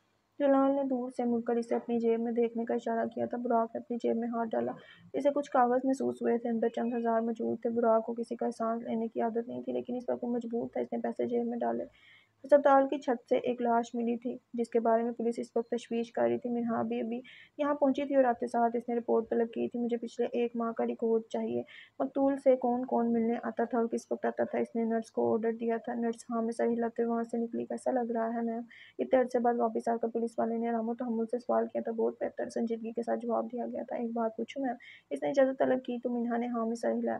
میں پچھلے 3-4 سالوں سے آپ کے ساتھ کام کر رہا ہوں، آپ ہمیشہ اپنے کام کے وقت حشاش پشاش ہوتی تھیں، چاہے آپ 2 دن کی جاگی ہوئی کیوں نہ ہو، آپ ڈیوٹی کے وقت چست نظر آتی تھی، لیکن آج آپ کے چہرے پر عجیب سی تھکاوٹ اور اداسی ہے۔ خیریت تو ہے نا میم؟ اس نے ڈرتے ڈرتے سوال کیا تھا۔ اس سوال نے منہا کو گہری سوچ میں دھکیل دیا تھا۔ سوری میم، اگر آپ کو میرا سوال برا لگا، میں تو بس ویسے ہی۔ منہا کی خاموشی دیکھ کر اس نے اپنا اندازہ لگایا تھا۔ نہیں ناصر صاحب، بس وہ میری طبیعت ذرا خراب ہے، اس لیے آپ کو لگ رہا ہے۔ اس نے بات سنبھالنے کی کوشش کی تھی، پھر وہ واپس مڑی۔ وہ کسی کو نہیں سمجھا سکتی تھی کہ وہ کیا محسوس کر رہی ہے۔ اسے 1 سال نے منہا کی زندگی بدل ڈالی تھی۔ دن گزر رہے تھے، لیکن منہا ایک کیس تک حل نہیں کر پا رہی تھی۔ وہ پہلے والی منہا نہیں رہی تھی جو منٹوں میں کیس حل کر لیتی تھی۔ اس کا دماغ کسی اور بات میں الجھا ہوا تھا، وہ چاہ کر بھی براق کو بھول نہیں پاتی تھی۔ ایک لمحے کے لیے بھی اس کا خیال دل سے نہیں جاتا تھا۔ براق نے اپنے چھوٹے سے گھر میں قدم رکھا تھا، جتنے عرصے بعد وہ اپنی ماں کی یادوں سے مل رہا تھا۔ گھر میں قدم رکھتے ہی وہ رکا۔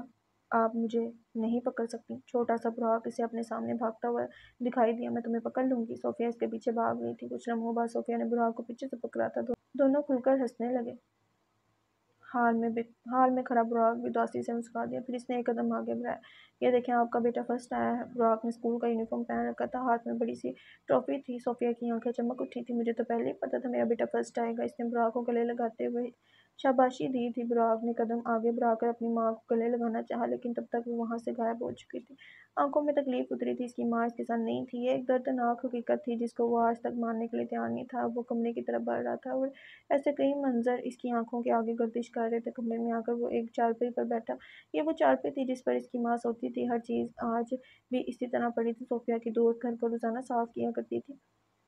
आज कई साल बाद भी मैं वहीं खड़ा हूँ जहाँ से मैं यहाँ से गया था। मेरी ज़िंदगी में तब भी मलाल थे और आज भी। मैंने तो कभी किसी अपने का बुरा नहीं सोचा, हमेशा अच्छा करने की कोशिश की है, लेकिन हर बार मेरी वजह से मेरा अपना मुझसे बिछड़ जाता है। इसके लहजे में तकलीफ वाज़िह हो रही थी, आंखों में मलाल के सिवा कुछ न था। क्या हो जाता अगर मैं इस दिन ये घर छोड़कर ना जाता? आज मेरी माँ मेरे साथ होती। अपनी माँ का खत पढ़ने के बावजूद वो आज तक खुद को इल्ज़ाम देता था। क्या हो जाता अगर मैं इस दिन मुराद की गोद उठा लेता? मैं इसे बचा सकता, लेकिन मैं इसे नहीं बचा पाया। आंखें भीग चुकी थी। क्या हो जाता अगर मैंने कभी मिन्हा से झूठ ना बोला होता? आज मेरी मिन्हा मेरे साथ होती। इसने अपने दोनों हाथों से अपने बाल नोचे थे। वो दिमागी तौर पर सुकून चाहता था मेरी वजह से। लैला की जान दी मेरी वजह से। वो जुनून में चिल्लाया था, इसने मेरी खातिर यहाँ यहाँ गोली खाई। इसने अपने सीने पर जोरदार थप्पड़ मारते हुए बोला था, क्यों हूँ मैं इतना बुरा? क्यों मैं हर किसी की जिंदगी बर्बाद कर देता हूँ? इसने अपने बाल जोर से नोचे थे। इसकी गिरफ्त इतनी मजबूत थी कि कुछ बाल टूट कर इसके हाथ में आ गए थे। तुम्हें मरना नहीं चाहिए था लैला। काश वो गोली मुझे लगी होती, मैं मर जाता ताकि सबकी ज़िंदगियों में सुकून हो जाता। वजह कोई भी नहीं, वजह कोई भी हो, नुकसान हमेशा इसी का होता था। सब कुछ मेरी वजह से हुआ। मैं इस काबिल ही नहीं हूँ कि कोई मुझसे प्यार करे। मिन्हा ने बिल्कुल ठीक किया मुझे छोड़कर। मैं सिर्फ नफरत के काबिल हूँ। वो अपने आप से तंग आ गया था। इसे खुद पर तरस नहीं, खुद से चिढ़ होने लगी थी। मुझे मर जाना चाहिए। इसने अपना सर नीचे किया था। मुझे मर जाना चाहिए। पागलों की तरह बस एक ही बात दोहराया जा रहा था। डाइनिंग टेबल पर तरह तरह के खाने रखे हुए थे। सरबराही कुर्सी पर अरशद साहब बैठे हुए थे, साथ ही अनम और शिजा अरशद साहब की दूसरी बीवी बैठी हुई थी। आ गया मेरा बेटा। एहतशाम को अपने करीब आता देखकर अरशद साहब का चेहरा खिल उठा था, लेकिन एहतशाम के पीछे अजलान को आता देख इन्हें हैरत हुई थी। तो मिल गई तुम्हें भी फुर्सत? हमारे साथ बैठकर खाना खाने की तंज का तीर चलाया गया था। अजलान खामोशी से कुर्सी पर बैठा। इसकी ख्याली महबूबा ने इसे हमारे पास आने की इजाज़त दे दी। शिजा ने हंसते हुए अजलान का मजाक बनाया था। अजलान ने जवाब देने के लिए लब खोले थे, लेकिन अनम ने आंख के इशारे से चुप रहने का कहा था। लगता है भाई को सच्चे वाला इश्क हो गया। एक साल में मेरी 10 गर्लफ्रेंड बदल जाती हैं और भाई एक ऐसी लड़की को नहीं भूल पा रहे जो जिंदा भी नहीं है। इसके लहजे में तंज नहीं था, मगर बात तीर की तरह दिल पर चुभी थी। और काम ही क्या है साहबजादे का? मुफ्त की रोटियां तोड़ो और बैठकर औरतों की तरह आंसू बहाओ। अरशद साहब ने चावल अपनी प्लेट में डालते हुए अजलान को बात मारी थी। अजलान को मड़ी में की गई लैला की बातें याद आई। अदनान, कोई तुम्हारे लिए लड़ने नहीं आएगा, ना ही कोई आकर तुम्हारे खिलाफ बोलने वालों की ज़बानें बंद करेगा। तुम्हें अपने लिए खुद स्टैंड लेना होगा। लैला इसे समझा रही थी। मैं तुम्हारी तरह मजबूत नहीं हूँ लैला, मैं एक कमज़ोर इंसान हूँ। उसने धीमे लहजे में जवाब दिया था। हम अपने बारे में जैसा सोचते हैं बिल्कुल वैसे ही हो जाते हैं। कोई भी मजबूत नहीं होता, मैं भी नहीं हूँ, लेकिन दूसरों के सामने खुद को मजबूत दिखाना पड़ता है ताकि कोई इंसान भी आपके सामने बात करने से पहले हज़ार बार सोचे। तुम अपने दिमाग से ये बात निकाल क्यों नहीं देते कि तुम कमज़ोर हो? क्या पता जिस चीज़ को तुम कमज़ोरी समझते हो वो तुम्हारी ताकत हो। मेरी कमज़ोरी मेरी ताकत कैसे हो सकती है? इसे समझ नहीं आया था। हर चीज़ का ताल्लुक दिमाग से होता है। हम जो सोचते हैं हम वैसा ही बर्ताव करते हैं। हम अशरफुल मखलूक़ात हैं क्योंकि अल्लाह ने हमें सोचने समझने की सलाहियत से नवाजा है। अपने बारे में अच्छा सोचो, सब अच्छा होगा। तुम्हारी कमज़ोरी ही तुम्हारी असल ताकत है। मैं अपने खिलाफ बोलने वालों को जवाब नहीं दे पाता, मैं खुद को कभी डिफेंड नहीं कर पाता। ये मेरी कमज़ोरी है। वो जैसे इसमें अपनी ताकत तलाश कर रहा था। तो डिफेंड करना शुरू करो। लोग तुम्हारी कमज़ोरी पर वार करते हैं। इन्हें पता है कि तुम्हारा वीक पॉइंट क्या है। इन्हें लगता है कि तुम जवाब नहीं दे पाओगे, तो तुम अपने वीक पॉइंट को छुपाने के बजाय इसे अपनी ताकत बनाओ। इन्हें खुलकर जवाब दो। पलक झपकते ही मंजर आंखों के आगे से गायब हो गया था। क्या कहा आपने? मुफ्त की रोटियां? इसने अपने बाप की तरफ देखकर सवाल किया था। अनम इसे चुप रहने का इशारा कर रही थी। कुछ गलत कहा? अरशद साहब ने प्लेट साइड पर करके जवाब दिया। पिछले 6 माह से मुफ्त की रोटियां तो आप और आपका खानदान तोड़ा है। इसने बड़ी हिम्मत करके जवाब दिया था। क्या बकवास है? अरशद साहब दबे दबे गुस्से में चिल्लाए थे। क्यों आपने अपने लाडले बेटे से पूछा नहीं कि कारोबार कैसा जा रहा है? ये सब कुछ अपने बेटे के हवाले करके आप बेफिक्र हो गए थे। वो तो हम से बात कर रहा था। अजलान आज खामोश नहीं होगा, ये तय था। अरशद साहब ने एहतशाम की तरफ गुस्से से देखा था। एहतशाम ने निगाहें नीचे कर ली थी। कारोबार नुकसान में जा रहा है। घर का खर्चा तो क्या, इस वक्त आपके कारोबार में इतनी भी सकत नहीं है कि वो अपने खर्चे उठा सके। इसके लहजे में तंज बिल्कुल भी नहीं था। वो बस इन्हें हकीकत बता रहा था। पिछले 6 माह से इस घर का खर्चा मैं उठा रहा हूँ, लेकिन आप बेफिक्र रहें, मैं कभी भी आपको ये बात जताऊंगा नहीं, क्योंकि आप लोग मेरी फैमिली हैं, मेरे अपने हैं। आखिरी बात करते हुए वो इमोशनल हो गया था, लेकिन अफसोस कि आप लोगों ने मुझे कभी फैमिली समझा ही नहीं। आपने हमेशा एहतशाम को ज़्यादा प्यार किया। आपने हमेशा मेरे और एहतशाम के दरमियान मुकाबलाबाजी करने की कोशिश की। हम दोनों के दरमियान इतनी नफरत घोल दी कि आज हम दोनों चाहकर भी वो नफरत ख़त्म नहीं कर सकते। इसकी आंख नम हुई थी। لیکن آج وہ نہیں روئے گا۔ ہر کوئی کہتا ہے کہ میں احتشام جیسا نہیں ہوں، تو کوئی یہ کیوں نہیں سمجھتا کہ وہ اور میں الگ الگ انسان ہیں اور ہر انسان دوسرے سے مختلف ہوتا ہے۔ وہ اپنے دل کا غبار نکال رہا تھا۔ ارشد صاحب نے نگاہیں نیچی کر لی تھی۔ تمہاری اتنی ہمت؟ شزا چلائی تھی۔ بھائی صحیح کہہ رہی ہیں امی۔ احتشام نے شزا کو چپ کروایا۔ بچپن سے مجھے کہا جاتا تھا کہ میں اذلان بھائی سے بہتر ہوں اور ان سے بہتر بننے کے چکر میں میری آدھی زندگی اسی بات کا دھیان رکھتے ہوئے نکل گئی کہ میں کوئی غلطی نہ کر دوں۔ مجھے ہر چیز میں پرفیکٹ ہونا تھا، ہر جگہ اذلان بھائی سے آگے نکلنا تھا اور میں آگے نکلتا گیا، لیکن میں اتنا آگے نکل گیا کہ میں نے اپنے بھائی کو کھو دیا۔ احتشام نے اذلان کا ساتھ دیا تھا۔ میرا بھی دل کرتا تھا کہ میں باقی بچوں کی طرح شرارتیں کروں، بھائی کے ساتھ کھیلوں، موج مستی کروں، لیکن میں تو بہتر تھا نا۔ میں کیسے کوئی شرارت کر سکتا تھا؟ میں کیسے پڑھائی اور لوگوں کی تابع داری کرنے کے علاوہ کچھ کر سکتا تھا؟ اس نے اپنی ماں کی طرف دیکھ کر طنز کیا تھا۔ زیادتی اس کے ساتھ بھی برابر ہوئی تھی۔ اس کا بچپن چھین کر اسے جلد ہی سمجھدار بنانے کی کوشش کی گئی تھی، اور کچھ چیزیں وقت سے پہلے اچھی نہیں لگتیں۔ ڈائننگ پر بیٹھا ہر شخص اس پر خود سے شرمندہ تھا، ہر کسی کو اپنے کیے کا ملال تھا۔ منہا نائٹ سوٹ پہنے اپنے کمرے میں ٹہل رہی تھی، بالکنی کی طرف بڑھی۔ اسے آج بھی امید تھی کہ وہ شاید یہاں سے آئے گا۔ کئی ماہ گزر گئے، زندگی پھر سے ٹریک پر واپس آ گئی ہے۔ مجھے میری جاب بھی واپس مل گئی، لیکن سب پہلے جیسا خوشگوار اور پرسکون نہیں رہا۔ بالکنی میں کھڑی وہ خود سے باتیں کر رہی تھی۔ شوٹنگ اس کی آنکھوں کے آگے کئی ماہ پہلے کا منظر جگمگانے لگا تھا۔ منہا نے آنکھ بند کر کے گولی چلائی تھی اور براق کے بازو سے لیلا سلطان زمین پر آ گری تھی۔ براق کی آنکھوں میں ڈیر اور شکوے تھے۔ منہا یہ منظر نہیں بھول پائی تھی۔ اس کی وجہ سے براق کو شکست ہوئی، اس کی وجہ سے براق مر بھی سکتا تھا۔ مجھے گولی نہیں چلانی چاہیے تھی۔ اسے اس بات کا دکھ آج بھی تھا۔ کاش میں تمہیں بھول سکتی، لیکن شاید یہ میرے بس میں نہیں ہے۔ اس نے درد بھرے لہجے میں بولا تھا، لیکن جو اس کے بس میں تھا وہ نہ جانے وہ کیوں نہیں کر رہی تھی۔ براق فرش پر لیٹا ہوا تھا، جسم پر ڈھیروں مٹی اور دھول تھی۔ پھر وہ تھوڑی ہمت کر کے اٹھا، آہستہ آہستہ قدم اٹھاتا الماری کی طرف بڑھا۔ الماری بالکل خالی تھی۔ کونے میں ایک ٹیپ ریکارڈر رکھا ہوا تھا، وہ کافی پرانا معلوم ہوتا تھا۔ اس کا باپ جانے سے پہلے یہ ٹیپ ریکارڈر دے کر گیا تھا۔ اس نے صوفیہ کے لیے کچھ پیغام اس میں چھوڑے تھے۔ براق کے سونے کے بعد صوفیہ روز رات کو یا شام کی آخری پیغام اس میں سنا کرتی تھی۔ براق جان بوجھ کر جلدی سونے کی اداکاری کرتا تھا، پھر بستر پر لیٹ کر اپنی ماں کے ساتھ وہ پیغام سننے کی کوشش کرتا تھا۔ براق کو آج تک اپنے باپ کا کہا گیا ایک لفظ سمجھ نہیں آتا تھا، اسے بس اپنے باپ کی آواز سننا اچھا لگتا تھا۔ اس نے ٹیپ ریکارڈر اٹھایا تو اس کے نیچے کچھ ٹیپ پڑی تھی، جو کہ خالی تھی۔ اس نے وہ ٹیپ ریکارڈر کے اندر ڈالی اور انہیں بھرنے لگا۔ کچھ دیر بعد اس نے اپنی جیب سے ایک چھوٹا سا فون نکالا، پھر ایک نمبر ملایا۔ علی، میرا ایک کام کر سکتے ہو؟ اس کے دماغ میں کچھ چل رہا تھا۔ رات کا وقت تھا، آج منہا آفس سے سیدھا آئس کریم پارلر آئی تھی۔ کچھ دن سے وہ کافی مصروف ہو گئی تھی، اس لیے چکر نہیں لگا پائی تھی۔ آئس کریم پارلر میں گھس کر وہ سیدھا کاؤنٹر پر گئی۔ ذہن کام کیسا جا رہا ہے؟ اس نے کاؤنٹر پر کھڑے لڑکے سے پوچھا۔ میم زبردست جا رہا ہے، میں تو سوچ رہا ہوں کہ ہم اسلام آباد کے ساتھ ساتھ پنڈی میں بھی اپنی ایک نئی برانچ کھول لیں۔ وہ خوش دلی سے بولا تھا۔ منہا ہلکا سا مسکرائی۔ علی کدھر ہے؟ اس نے علی کی غیر موجودگی محسوس کی تھی۔ وہ براق بھائی نے اسے بلایا ہے۔ منہا براق کا نام سن کر ایک دم خاموش ہو گئی تھی۔ براق کیسا ہے؟ اس نے بے اختیار سوال کیا۔ نہ پوچھیں تو اچھا ہے، اس نے افسوس کرتے ہوئے بولا۔ ان کی حالت ٹھیک نہیں ہے، کافی عرصے سے وہ اپنے پرانے گھر میں ہیں۔ علی بتا رہا تھا کہ انہیں دیکھ کر لگتا ہے کہ وہ آدھے پاگل ہو چکے ہیں۔ یہ سن کر منہا کا دل کٹ کر رہ گیا تھا۔ وہ بنا کوئی جواب دیے واپس مڑی تھی۔ گاڑی میں واپس آ کر چپ کر کے بیٹھ گئی۔ کیا مجھے براق کو ایک موقع دینا چاہیے؟ دل نے ہاں کہا تھا، پھر وہ نم آنکھوں کے ساتھ گاڑی چلانے لگی۔ میں اذلان خان یہ ملک ہمیشہ کے لیے چھوڑ کر غائب ہونے والا ہوں، لیکن کسی ایسی جگہ جہاں کوئی مجھے ڈھونڈ نہ پائے۔ میں اپنی زندگی ایک نئے سرے سے شروع کرنا چاہتا ہوں۔ میں ایک انجان ملک، ایک انجان شہر میں اپنی ایک نئی دنیا بات کروں گا۔ وہ اپنا سوٹ کیس چلاتے ہوئے ایئرپورٹ کے اندر داخل ہو رہا تھا۔ اس کی ماں اسے ایئرپورٹ تک چھوڑنے آئی تھی۔ مجھے پہنچ کر فون ضرور کرنا۔ وہ اذلان کے جانے پر اداس تھی، لیکن ابھی اس کے لیے یہی بہتر تھا کہ وہ یہاں سے کہیں دور چلا جائے۔ ہاں ہاں، روز ویڈیو کال کروں گا۔ اچھا اب میں چلتا ہوں، لیٹ نہ ہو جاؤ۔ اس کی فلائٹ کا ٹائم ہو رہا تھا۔ رکو، اپنے ابو کو آنے دو، ان سے مل کر جانا۔ انہوں نے اذلان کا ہاتھ پکڑا تھا۔ وہ کبھی نہیں آئیں گے۔ اذلان نے نا امید ہوتے ہوئے ہاتھ چھڑوایا تھا۔ اب اتنا بھی برا نہیں ہوں میں؟ اس کے بائیں طرف سے آواز آئی تھی۔ اذلان کا منہ کھلا کا کھلا رہ گیا تھا، آنکھیں حیرت سے بھر چکی تھیں۔ اس کے باپ کے ساتھ اس کا بھائی بھی موجود تھا۔ ارشد نے اذلان کو دیکھ کر اپنے بازو کھولے تھے اور اذلان نے کوئی لمحہ برباد کیے بنا انہیں جھٹ سے گلے لگایا تھا۔ آج نہ جانے کتنے عرصے بعد وہ اپنے باپ کو گلے لگا رہا تھا۔ پیچھے سے احتشام نے بھی اسے گلے لگایا تھا، اور یہ منظر دیکھ کر انم کی آنکھیں نم ہوئی تھیں۔ اذلان کا دل چاہ رہا تھا کہ یہ لمحہ یہیں تھم جائے۔ فلائٹ کا ٹائم نکل رہا تھا، پھر وہ مجبوراً اپنے باپ سے جدا ہوا آنکھیں بھر آئی تھیں، لیکن وہ رونا نہیں چاہتا تھا۔ انہیں بہنے دو، یہ خوشی کے آنسو ہیں، ارشد نے اذلان کی آنکھوں میں دیکھ کر بولا تھا۔ اذلان اداسی سے مسکرایا تھا۔ اس نے دوبارہ اپنے باپ کو گلے لگایا تھا۔ آئی لو یو بابا، آئی لو یو۔ اسے اپنے باپ کے ساتھ ایک الگ ہی سکون محسوس ہوا تھا۔ مجھے معاف کر دیجیے گا، میں کبھی بھی آپ کی امیدوں پر پورا نہیں اتر پایا۔ اس نے اپنے باپ کے کان میں بولا تھا۔ مجھے معاف کر دینا میرے بیٹے، رنجشیں مٹ چکی تھیں۔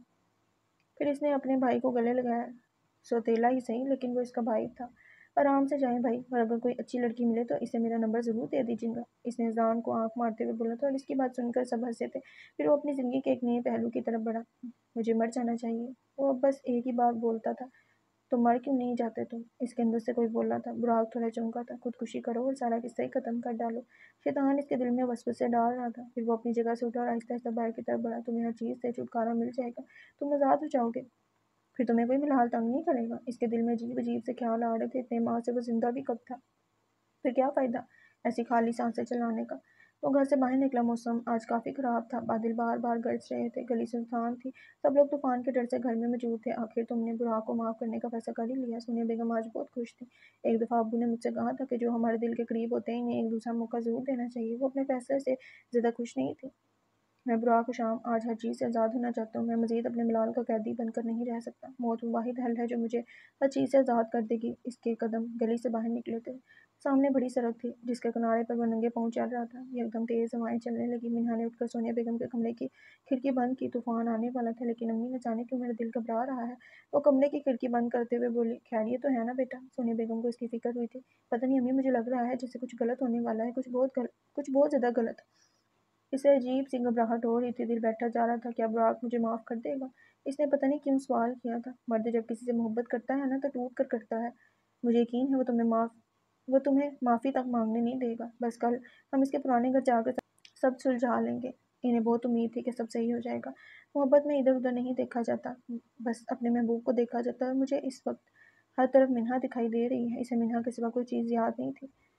روڈ پر جگہ جگہ پتے بکھرے پڑے تھے۔ وہ ہر چیز سے بے خبر آگے بڑھ رہا تھا۔ سامنے سے ایک بڑی گاڑی آتی دکھائی دے رہی تھی۔ اندر بیٹھے آدمی کو سامنے روڈ پر کچھ نظر نہیں آ رہا تھا۔ اس نے گاڑی کے آگے کی لائٹس آن کی۔ براق نے گاڑی کی طرف دوڑ لگائی تھی۔ امی، مجھے کیوں لگ رہا ہے جیسے میں سب ہارنے والی ہوں، جیسے سب ختم ہونے والا ہے، اور میں ہمیشہ کے لیے تنہا رہ جاؤں گی۔ آج شام ڈوبنے کے ساتھ ساتھ اس کا دل بھی ڈوب چکا تھا۔ اس نے اٹھ کر کھڑکی کھولی تھی، لیکن اس کی گھبراہٹ تب بھی ختم نہیں ہوئی تھی۔ آرام سے ادھر بیٹھو اور پانی پیو، براق مان جائے گا۔ تم کیوں اتنی فکر کر رہی ہو؟ سونیا بیگم نے پانی کا گلاس آگے کیا تھا۔ گاڑی نے براق کو دیکھ کر ہارن مارا تھا۔ کبھی کبھی کسی کے چلے جانے سے داستان ختم نہیں ہوتی، کچھ داستانیں ہمارے دلوں میں ہمیشہ زندہ رہتی ہیں۔ براق نے مزید تیزی سے گاڑی کی طرف قدم بڑھائے تھے۔ گاڑی میں بیٹھا آدمی بریک لگانے کی کوشش کر رہا تھا۔ منہا کے ہاتھ میں پانی کا گلاس تھا، اس کا جسم کانپ رہا تھا، اور گلاس میں پڑا پانی بھی مسلسل ہل رہا تھا۔ گاڑی موڑنے کی کوشش کی گئی تھی اور براق نے گاڑی کی طرف چھلانگ لگائی تھی۔ وہ گاڑی سے ہٹ ہو کر ہوا میں اچھلا اور تھوڑی دور جا کر گرا تھا۔ آپ نے بہت دیر کر دی منہا، مجھے معاف کرنے میں، اور میں جانتا ہوں آپ کو اس بات کا ملال ساری زندگی رہے گا۔ ذہن کے پردے کے آگے گزرے لمحے جگمگا رہے تھے، اسے جیسے سب بھول چکا تھا۔ یاد تھی تو صرف منہا۔ براق نے اپنی آنکھیں بند کی تھی۔ گلاس منہا کے ہاتھ سے چھوٹ کر فرش پر گرا تھا۔ گلاس فرش پر گرتے ہی اس کے دل کی طرح کئی ٹکڑوں میں بکھرا تھا۔ منہا بیٹا، کیا ہوا تمہیں؟ ہم ہسپتال چلتے ہیں۔ سونیا بیگم منہا کی حالت دیکھ کر بولی تھی۔ وہ ماں تھی، منہا کے چہرے پر ہلکا سا بل بھی برداشت نہیں کر سکتی تھی۔ امی، کچھ بہت برا ہونے والا ہے، میرا دل بیٹھا جا رہا ہے، مجھے کہیں بھی چین نہیں مل رہا۔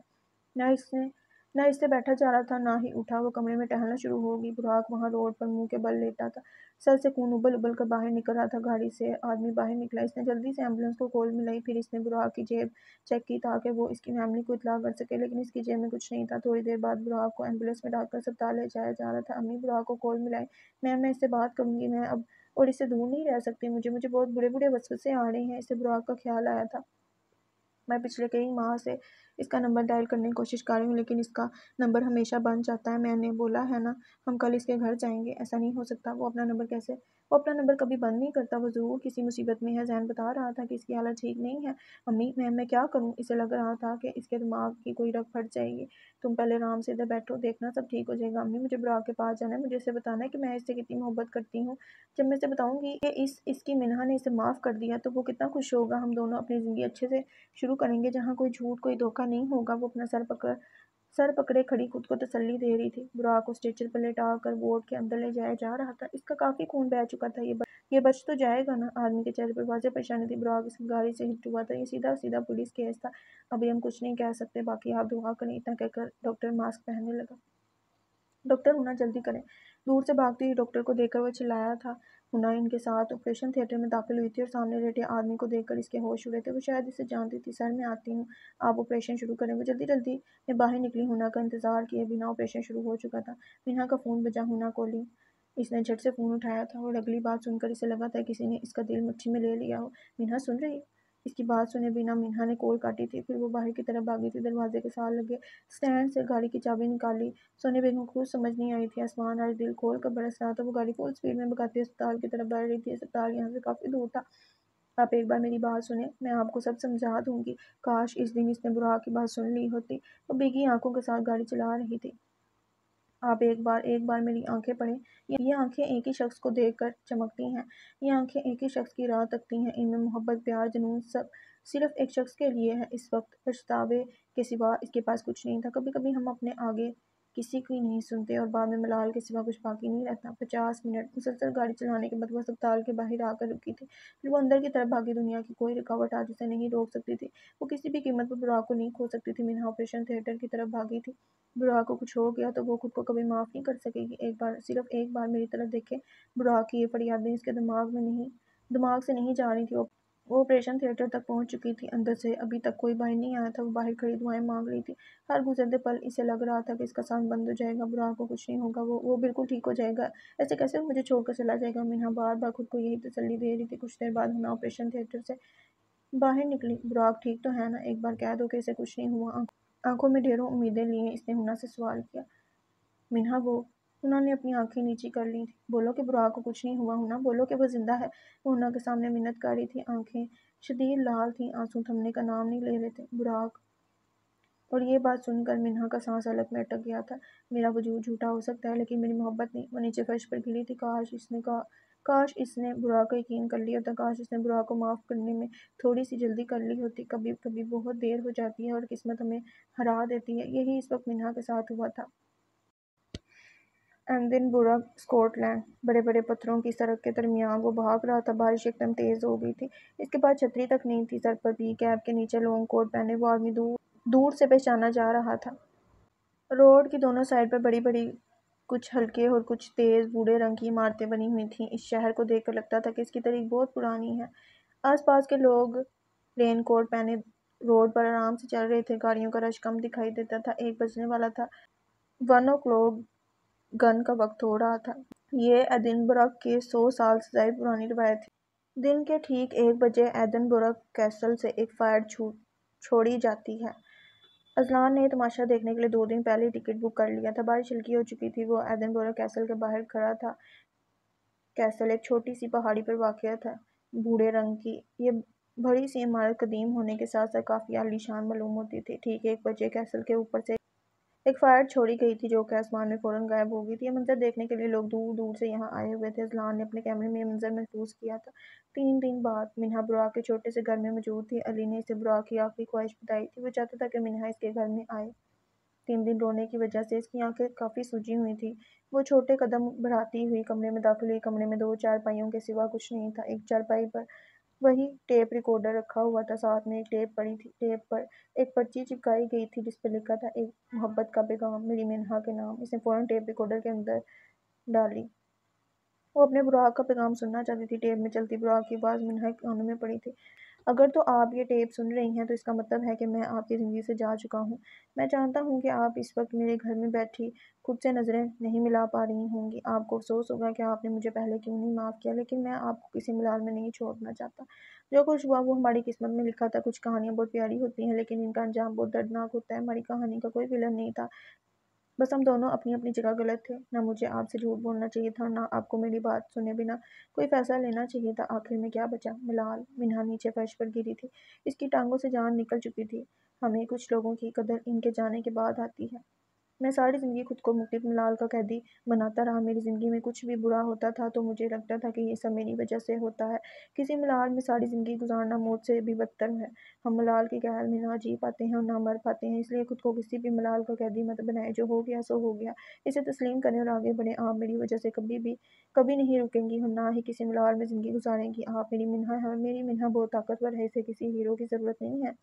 میں آپ کو کبھی بھی کمزور نہیں دیکھنا چاہتا۔ آپ جئیں گی اور زندگی میں آگے بڑھیں گی، اتنا تو کر سکتی ہیں نا؟ اپنے براق کے لیے منہا نے اپنے آنسو صاف کیے تھے۔ اس نے ٹیپ بند کی۔ اس کا دل چاہا تھا کہ وہ وقت میں واپس پیچھے چلی جائے اور براق اس کے سامنے ہو، لیکن ہمارے چاہنے سے کیا ہوتا ہے؟ اذلان اپنی زندگی میں کافی حد تک آگے بڑھ گیا تھا۔ اس وقت وہ اپنے کمرے میں چمنی کے قریب بیٹھا تھا۔ چمنی میں آگ لگی ہوئی تھی۔ وہ اس آگ کو دیکھ کر کسی خیال میں گم ہوا تھا۔ مجھ سے اچھی چکن کڑھائی کوئی نہیں بنا سکتا۔ وہ پتھروں کے بیچ میں رکھی لکڑیوں میں آگ لگا رہا تھا۔ تم کتنے سیلف اوبسیسڈ ہو اذلان، تم خود بھی تو ہر وقت اپنی تعریف کرتی رہتی ہو۔ آگ لگ گئی تھی۔ اب وہ آگ کے پاس چادر بچھا رہا تھا۔ لیلا چادر پر بیٹھی۔ ہاں تو میرا تو بنتا ہے، وہ اتراتے ہوئے بولی۔ یہ اچھا ہے، میں کروں تو غلط اور تم کرو تو تمہارا بنتا ہے، وہ برا مناتے ہوئے بولا۔ تم بس مجھ سے جلتے ہی رہنا۔ اذلان مٹی کی کڑاہی میں چکن ڈال رہا تھا۔ اب اتنا فارغ بھی نہیں ہوں کہ تم سے جلوں، وہ چڑھتے ہوئے بولا۔ دیکھو جل جل کر رنگ بھی کالا ہو گیا ہے تمہارا۔ وہ اسے اور چڑھا رہی تھی۔ میرا رنگ بالکل صاف اور سفید ہے، وہ سچ کہہ رہا تھا۔ میرا سفید رنگ نہ ہونے کے باوجود بھی میں بہت پیاری ہوں۔ اس کا رنگ سانولا تھا۔ اذلان کو لگا کہ شاید لیلا کو سفید رنگ والی بات بری لگی ہے۔ واقعی میں تم بہت پیاری ہو، اس نے لیلا کا حوصلہ بڑھایا تھا۔ لیلا ہلکا سا مسکرا دی۔ وہ حال میں واپس آئی۔ اسے ہر چیز میں لیلا کی یاد آتی تھی۔ منہا اپنے لون میں بیٹھی تھی۔ اس نے آفس سے کچھ دن کی چھٹیاں لے لی تھی۔ دماغی طور پر وہ اس وقت کافی دباؤ کا شکار تھی۔ گھر کی گھنٹی بجی تھی۔ وہ نہ چاہتے ہوئے بھی اٹھی۔ دروازے پر علی کھڑا تھا، ہاتھ میں آئس کریم کا ڈبہ تھا۔ میں نے آئس کریم نہیں منگوائی، وہ بے دلی سے بولی تھی۔ جانتا ہوں۔ منہا واپس مڑی۔ وہ کسی سے بات نہیں کرنا چاہتی تھی۔ براق بھائی نے میری ذمہ کچھ کام لگائے تھے۔ براق کا نام سن کر وہ رکی۔ براق بھائی کی آخری خواہش تھی کہ آپ کو روز آئس کریم دے کر جایا کروں۔ منہا پلٹی تھی۔ وہ اپنی محبت کا ثبوت چھوڑ کر گیا تھا۔ انہوں نے اپنی گاؤں والی زمینیں میرے سپرد کر دی تھیں، جن کے ٹھیکے کا 50% آپ کے آئس کریم اور 50% ان کی ماں کی قبر پر سرخ گلاب گرانے پر خرچ ہوگا۔ منہا کی آنکھیں نم ہوئی تھیں۔ اس نے آئس کریم کا ڈبہ اپنے ہاتھ میں لیا اور اپنے کمرے کی طرف بھاگی۔ اس نے کمرے میں جا کر وہی ٹیپ ریکارڈر آن کیا۔ ٹیپ ریکارڈر وہیں سے چلا تھا جہاں سے اس نے بند کیا تھا۔ میں آپ کو بتانا چاہتا ہوں کہ براق و شام آپ سے دور ہو کر بھی آپ کے ساتھ ہے۔ میں اپنے چلے جانے کے بعد بھی اپنی محبت کا ثبوت آپ کو دیتا رہوں گا۔ میں نہیں چاہتا کہ آپ یہ سوچیں کہ براق آپ کو بھول گیا۔ میرا وجود نہ صحیح، میری محبت آپ کے ساتھ رہے گی۔ وہ اپنے چلے جانے کے بعد بھی اس کے ساتھ تھا۔ منہا کی آنکھیں بھر آئی تھیں۔ میں تم سے معافی کیسے مانگوں گی براق؟ وہ بے اختیار آنسو بہاتے ہوئے بولی۔ آپ کو کبھی بھی مجھ سے معافی مانگنے کی ضرورت نہیں ہے۔ بس آپ مجھے کبھی بھی مت بھولیے گا، میرے لیے یہی بہت ہے۔ بھول؟ میں تمہارا خیال تک خود سے نہیں جدا کر پاتی۔ اس نے ٹیپ میں چلتی براق کی آواز کو جواب دیا تھا۔ علی براق کی خواہش کے مطابق روز منہا کو آئس کریم دینے آتا تھا۔ منہا براق کی ٹیپ ریکارڈنگ روز دن میں 10 بار سنتی تھی۔ اسے براق کو سننا بہت اچھا لگتا تھا۔ اسے اپنے کیے گئے ہر فیصلے کا پچھتاوا ہو رہا تھا۔ کچھ ہفتے بعد منہا روز کی طرح آج بھی ہسپتال میں موجود تھی۔ وہ روز ایک نئی امید کے ساتھ ادھر آتی تھی۔ تھوڑی دیر بعد ایک نرس نے اس کے کان میں کچھ کہا تھا۔ اسے امید کی روشنی نظر آئی تھی، شاید سارے فاصلے مٹ گئے تھے۔ وہ بنا کچھ سوچے آگے بڑھی۔ سفید دروازہ کھول کر وہ وارڈ کے اندر داخل ہوئی۔ دل زور زور سے دھڑک رہا تھا۔ وہ آخر اس سے کیا کہے گی؟ وہ کس طرح کا رد عمل دے گا؟ وہ جس طرح آگے آگے بڑھ رہی تھی، دل زور سے دھڑک رہا تھا۔ کون ہے؟ سامنے اسٹریچر پر لیٹے آدمی نے بنا اس کی طرف دیکھے سوال کیا تھا۔ اس آدمی کی ٹانگ پر پلاسٹر چڑھا ہوا تھا، سر پر پٹی بندھی ہوئی تھی، جسم پر جگہ جگہ چوٹ کے نشان تھے۔ تمہاری منہا؟ اس نے بڑی امید کے ساتھ لب کھولے تھے۔ کون منہا؟ وہ سرد لہجے میں بولا تھا اور منہا کو لگا تھا کہ وہ آج بے نام ہو گئی ہے۔ کوئی جواب نہ آنے پر آدمی نے آنکھیں کھول کر منہا کی طرف دیکھا۔ کالی آنکھیں بوڑھی آنکھوں سے ایک بار پھر ملی تھیں، لیکن آج اس کی بوڑھی آنکھوں میں آنسو تھے۔ براق نے اس کی آنکھوں میں دیکھا تو دیکھتا ہی چلا گیا۔ اس کی آنکھیں جھیل کی طرح گہری تھیں، کوئی ایک بار ان میں ڈوب جائے تو واپسی کا راستہ ممکن نہیں تھا، اور ایک بار پھر وہ ان جھیل سی گہری آنکھوں میں کھو گیا تھا۔ کہانی دوبارہ سے شروع ہو گئی تھی۔ منہا نے اپنا رخ بدلا۔ براق کو نہ جانے کیوں اس لڑکی سے اپنائیت محسوس ہوئی تھی۔ براق کو تو ہم نے بچا لیا، لیکن اس حادثے کے دوران وہ اپنی یادداشت کھو بیٹھا ہے۔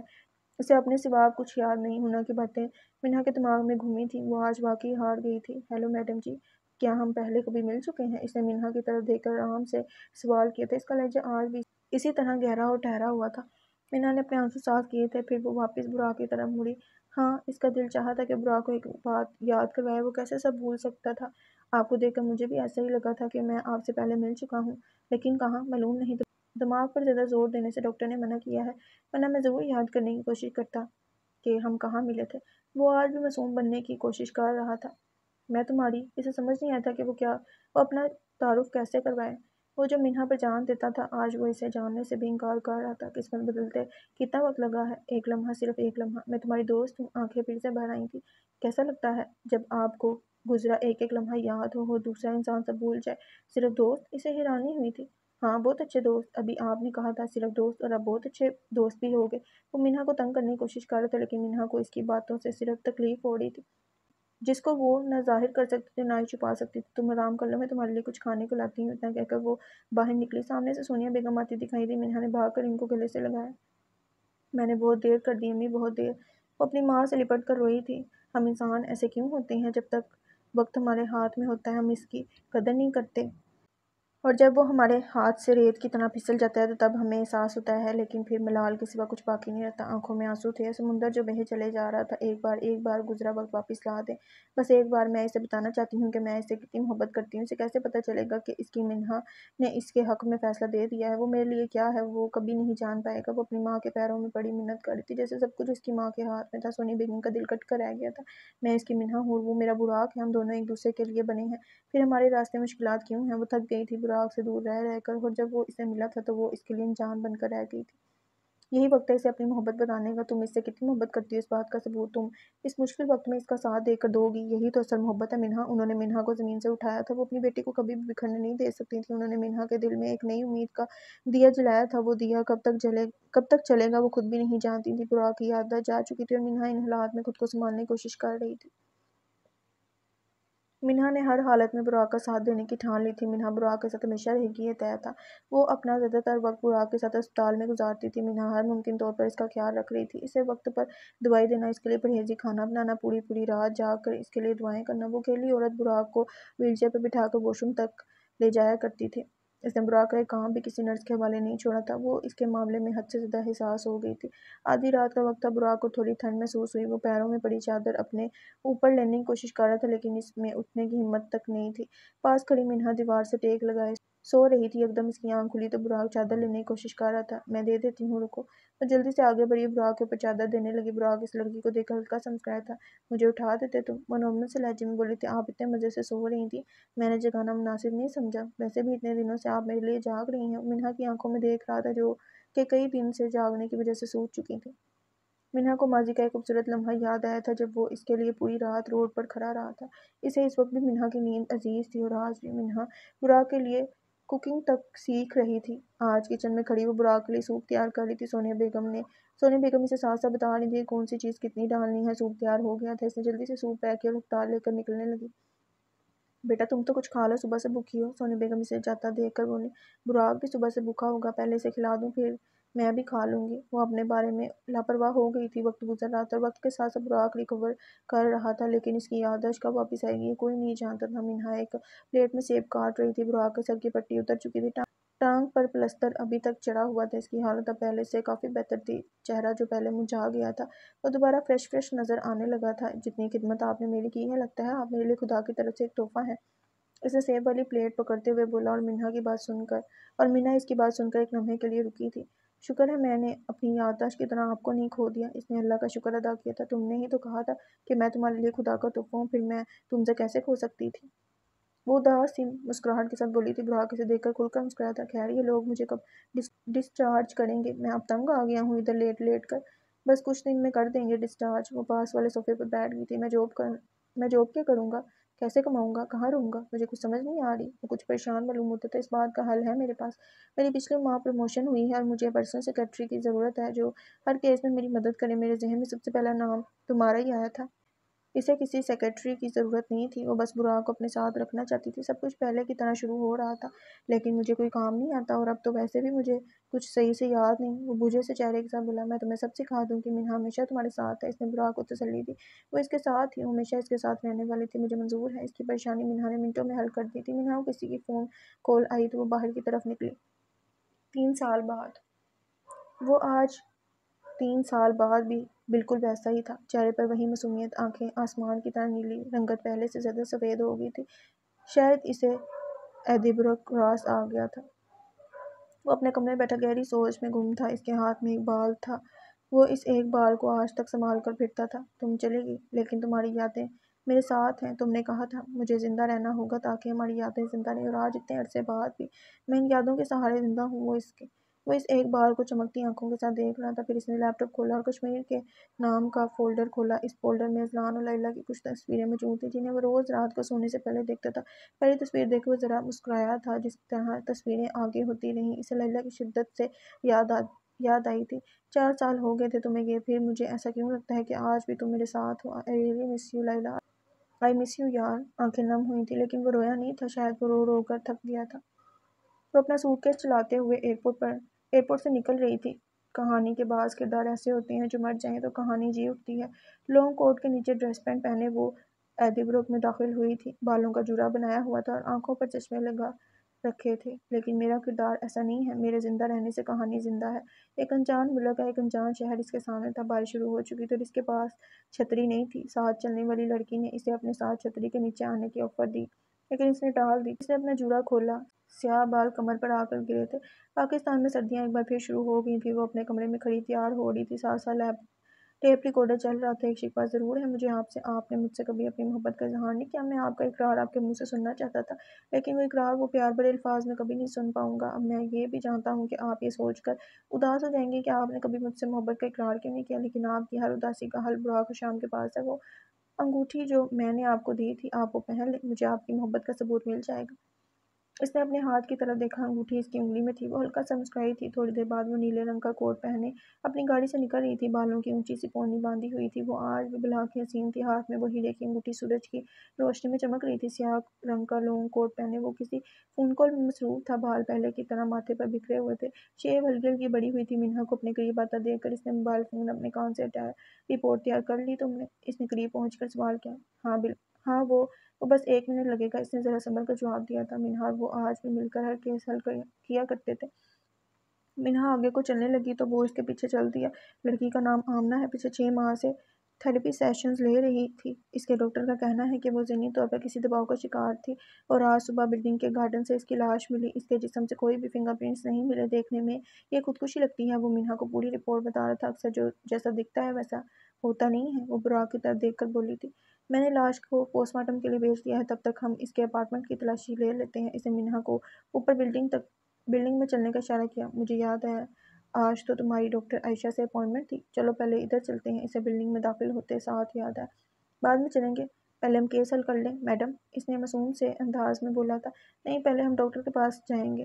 ڈاکٹر عائشہ کی دوائیوں کی وجہ سے تم پہلے سے بہت بہتر ہو، شاید ایک دن تمہاری یادداشت بھی واپس آ جائے۔ آخری بات اس نے بڑی امید کے ساتھ کی تھی۔ میں اپنے ماضی کو دوبارہ یاد نہیں کرنا چاہتا۔ میرے لیے میرا حال سب سے زیادہ خوبصورت ہے کیونکہ آپ میرے ساتھ ہیں۔ آپ نے میرے لیے اتنا سب کیا ہے جو شاید میں الفاظ میں بیان نہیں کر سکتا۔ وہ منہا کا دل سے شکر گزار تھا۔ کاش میں تمہیں بتا پاتی کہ ماضی میں جو کچھ تم نے میرے لیے کیا، یہ سب اس کے آگے کچھ نہیں ہے، اس نے براق کی طرف دیکھ کر دل میں کہا تھا۔ پھر وہ دونوں گاڑی میں بیٹھے۔ منہا گاڑی چلا رہی تھی اور براق ساتھ بیٹھا اسے دیکھ رہا تھا۔ روز تمہاری بھیجی ہوئی آئس کریم کھا کر مجھے احساس ہوتا ہے کہ تمہاری محبت سچی تھی۔ تم نے مجھے سچے دل سے چاہا تھا، لیکن میں نے قدر نہیں کی۔ تمہاری دی ہوئی انگوٹھی پہن کر میں تمہارے حق میں پیسہ دے چکی ہوں۔ تمہاری منہا ہمیشہ تمہاری رہے گی۔ تھوڑی دیر بعد براق اور وہ ڈاکٹر عائشہ کے سامنے بیٹھے ہوئے تھے۔ وہ براق کی رپورٹ چیک کر رہی تھی۔ ویری نائس، آپ بڑی تیزی سے ریکور کر رہے ہیں، مجھے امید ہے اب آپ کے سر کا درد بھی ٹھیک ہو گیا ہوگا۔ وہ براق کی طرف دیکھ کر خوش دلی سے بولی تھی۔ ہاں، پہلے سے کافی بہتر ہے۔ اس ایکسیڈنٹ کے بعد سے براق کے سر میں عجیب سا درد رہتا تھا۔ میں آپ کو کچھ دوائی لکھ کر دے رہی ہوں، آپ یہ نیچے میڈیکل اسٹور سے لے آئیں۔ اس نے پرچی براق کی طرف بڑھائی تھی۔ وہ پرچی ہاتھ میں پکڑ کر باہر کی طرف نکلا۔ آپ کا بہت بہت شکریہ، آپ کی وجہ سے براق پہلے کی طرح صحت مند ہوا ہے۔ وہ ان کے دل سے شکر گزار تھی۔ شکریہ کیسا؟ یہ تو میرا فرض تھا، انہوں نے خوش دلی سے جواب دیا۔ کیا کوئی ایسا طریقہ، کوئی ایسی دوائی ہے جس سے اس کی یادداشت بھی واپس آ جائے؟ اس نے بڑی آس کے ساتھ سوال کیا تھا۔ میں ہر ممکن علاج کروانے کے لیے تیار ہوں، بس ایک بار اس کی یادداشت واپس لا دیں۔ وہ بے بس ہو گئی تھی۔ لیکن میں نے پہلے بھی آپ کو بتایا تھا کہ یادداشت لانا ہمارے بس میں نہیں ہے۔ آپ شکر ادا کریں کہ وہ ایک نارمل لائف گزار رہی ہیں، ورنہ جو اندرونی چوٹ ان کے دماغ میں آئی تھی، اس کی وجہ سے وہ اپنے سینسز بھی کھو سکتے تھے۔ وہ ہر بار ایک ہی سوال کرتی تھی۔ ڈاکٹر بھی تنگ آ گئی تھی، کہیں سے کوئی امید دکھائی نہیں دیتی۔ گزرا وقت واپس لانا اتنا مشکل کیوں ہوتا ہے؟ کیوں ہم اپنے ماضی کو واپس نہیں لا سکتے؟ وہ میرا تھا، میرا براق جو مجھ سے دیوانوں کی طرح محبت کرتا تھا۔ کاش ہم دونوں گزرے کل میں واپس جا سکتے۔ وہ وہاں سے نا امید ہو کر اٹھی تھی۔ شام کا وقت تھا اور پورا ایڈنبرگ بارش میں بھیگ چکا تھا۔ وہ ایک بینچ پر بیٹھا اپنے خیالوں میں گم تھا۔ اس کا لانگ کوٹ بارش میں گیلا ہو رہا تھا۔ ٹوپی پہنے، سر نیچے جھکائے وہ کسی کا انتظار کر رہا تھا۔ اذلان جانتا تھا کہ لیلی اس دنیا میں موجود نہیں ہے، مگر وہ پھر بھی اس کا انتظار کرتا تھا۔ ابھی وہ اپنے خیال میں گم تھا کہ کسی نے پیچھے سے اس کندھے پر ہاتھ رکھا تھا۔ وہ اس احساس کو محسوس کر سکتا تھا۔ دل کی دھڑکن تیز ہوئی تھی۔ اس نے ایک دم مڑ کر دیکھا، انتظار کی گھڑیاں ختم ہو گئی تھیں۔ وہ اس کے سامنے تھی، اس کی لیلی زندہ تھی۔ اذلان کو اپنی آنکھوں پر یقین نہیں ہوا تھا۔ یہ ضرور کوئی خواب تھا۔ لیلی سلطان کے کالے بال ہوا میں لہرا رہے تھے۔ یہ سچ نہیں ہو سکتا۔ اذلان کا سانس اٹک گیا تھا۔ الفاظ ٹوٹ گئے تھے۔ جس لڑکی کا وہ اتنے عرصے سے شوق منا رہا تھا، وہ آج یوں اس کے سامنے کھڑی تھی۔ اسے سمجھ نہیں آ رہا تھا کہ وہ کیسے اپنے احساسات بیان کرے۔ وہ نیچے کی طرف جھکا، اپنے گھٹنے زمین پر لگا کر وہ سجدے میں گرا۔ وہ شکرانے کا سجدہ تھا۔ کچھ لمحوں بعد وہ اٹھا۔ کہا تھا نا کہ تم دنیا کے کسی بھی کونے میں چلے جاؤ، لیلی سلطان تمہیں ڈھونڈ نکالے گی۔ وہ اسے جتاتے ہوئے بولی، مگر تم وہ میں اسے سمجھ نہیں آیا تھا کہ وہ کیا بولے۔ دماغ نے کام کرنا بند کر دیا تھا۔ میں نے کہا تھا نا کہ میں مرنے سے زیادہ مارنے پر یقین رکھتی ہوں۔ تم نے کیا سوچا کہ لیلی سلطان سے تمہاری جان چھوٹ گئی؟ اس نے زان کو ایک مکہ مارتے ہوئے اپنے واپس آنے کا یقین دلایا تھا۔ مگر تم نے یہ سب کیسے کیا؟ مجھے کیسے ڈھونڈا؟ وہ خوش ہونے کے ساتھ ساتھ حیران تھا۔ اپنے چاچو سے اپنا حصہ لیا، پھر مانسیرا میں تمہارا گھر ڈھونڈا، اور وہاں سے پتہ چلا کہ شہزادے صاحب ایک نئے ملک میں شفٹ ہو گئے ہیں۔ فضول میں میرے ویزے اور ٹکٹ کے پیسے ضائع کروائے۔ چلو واپس دو میرا فون جو تمہیں میں نے دیا تھا۔ وہ بالکل نہیں بدلی تھی۔ اس کا آج بھی وہی روب دار لہجہ تھا۔ وہ اداسی سے مسکرایا تھا۔ اسے اپنا آپ اچھا لگنے لگا تھا۔ وہ پھر سے جینا چاہتا تھا۔ گھر میں ہے موبائل، دے دوں گا میں، وہ آرام سے بولا تھا۔ ایک دم اسے کوئی خطرہ لاحق ہوا تھا۔ اس نے بنا کچھ سوچے لیلی کا ہاتھ تھاما تھا۔ اگر اس بار کہوں کہ رک جاؤ لیلی تو تم جاؤ گی؟ آنکھوں میں امید تھی۔ اگر اس بار کہو کہ چلے جاؤ اذلان تو تم چلے جاؤ گے؟ اس نے اذلان کی آنکھوں میں دیکھ کر سوال کیا۔ نہیں، کبھی نہیں۔ اس نے صاف انکار کیا تھا۔ پھر اس پر کیوں چھوڑا تھا؟ مجھے گولی لگی تھی، جانتے ہو میں کس تکلیف میں تھی؟ میں نے تمہارے خیال سے جینے کی تمنا کی تھی، اور جب میں نے آنکھیں کھولی تو تم وہاں موجود نہیں تھے۔ تم مجھے چھوڑ کر چلے گئے تھے۔ کیا اتنا آسان تھا تمہارے لیے لیلی سلطان کو چھوڑنا؟ آنکھوں میں ڈینے شکوے تھے۔ پھر مجھے کیوں کہا تھا کہ چلے جاؤ اذلان؟ کہ تم نہیں جانتی تھی کہ اذلان کو صرف تمہاری بات سمجھ میں آتی ہے؟ وہ لیلی کے لیے خود کا دل تک مار سکتا تھا، اور میں نے ویسا ہی کیا۔ تم نے کہا تھا چلے جاؤ اذلان، تو وہاں سے چلے جانا مجھ پر فرض ہو گیا تھا۔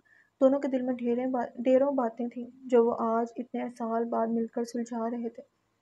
میں نے صرف اس لیے کہا تھا کیونکہ وہ ایک لمحے کے لیے رکی تھی۔ کیونکہ اذلان نے حیرت سے سوال کیا تھا۔ کیونکہ میں اپنی زندگی کے پہلے ہمدرد کو کھونا نہیں چاہتی تھی۔ میں خود کے لیے تمہیں مرتا نہیں دیکھ سکتی تھی۔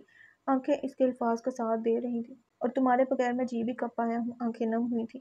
وہ آج بھی ویسا تھا۔ کیا میں گمان کر سکتا ہوں کہ تم میرے پاس واپس آ گئی ہو؟ اس نے پر امید ہو کر سوال کیا تھا۔ شاید۔ اس نے نگاہیں نیچے کر لی تھی۔ میں تمہیں کہیں نہیں جانے دوں گا۔ ہم ایک ساتھ رہیں گے ہمیشہ کے لیے۔ اس نے لیلی کا ہاتھ اور زور سے تھام لیا تھا۔ ایسا نہیں ہو سکتا۔ اس نے اذلان کی امیدوں پر پانی پھیر دیا تھا۔ کیوں نہیں ہو سکتا؟ وہ جاننا چاہتا تھا۔ میں بہت بری ہوں۔ اس نے نگاہیں نیچی کر لی تھیں۔ میرے لیے اچھی ہوں؟ جواب فوراً آیا تھا۔ میں نے بہت گناہ کیے ہیں۔ وہ شرمندہ تھے۔ گناہوں سے پاک میں بھی نہیں ہوں۔ اس نے لیلی کی نگاہیں اوپر کی تھیں۔ میں بالکل بھی پرفیکٹ نہیں ہوں۔ وہ جیسے خود میں ہر ممکن کمی نکالنے کی کوشش کر رہی تھی۔ مجھے تم امپرفیکٹ ہی اچھی لگتی ہو، اس نے لیلی کی آنکھوں میں دیکھ کر بولا تھا۔ مجھے تو غصہ بھی بہت آتا ہے۔ اس نے ایک اور وجہ دی تھی۔ کوئی بات نہیں، میں ٹھنڈا پانی پلا دوں گا۔ اس نے مسکرا کر جواب دیا تھا، اور اس کی بات سن کر لیلی بھی زیر لب مسکرائی تھی۔ وہ دونوں بالکل مختلف تھے، ایک آگ تو ایک پانی۔ اب کوئی اور وجہ باقی رہ گئی۔ وہ کسی بھی قیمت پر لیلی کو کھونا نہیں چاہتا تھا۔ اس بار تو بالکل نہیں۔ وہ جیسی بھی تھی اسے پسند تھی۔ اذلان، بات کو سمجھو۔ وہ اذلان کا دل نہیں توڑنا چاہتی تھی۔ تم کھل کر کہہ سکتی ہو ہر بات۔ میں تمہاری ہر بات سننے کو تیار ہوں۔ اس نے لیلی کو تسلی دی تھی۔ میں کسی اور سے محبت کرتی ہوں۔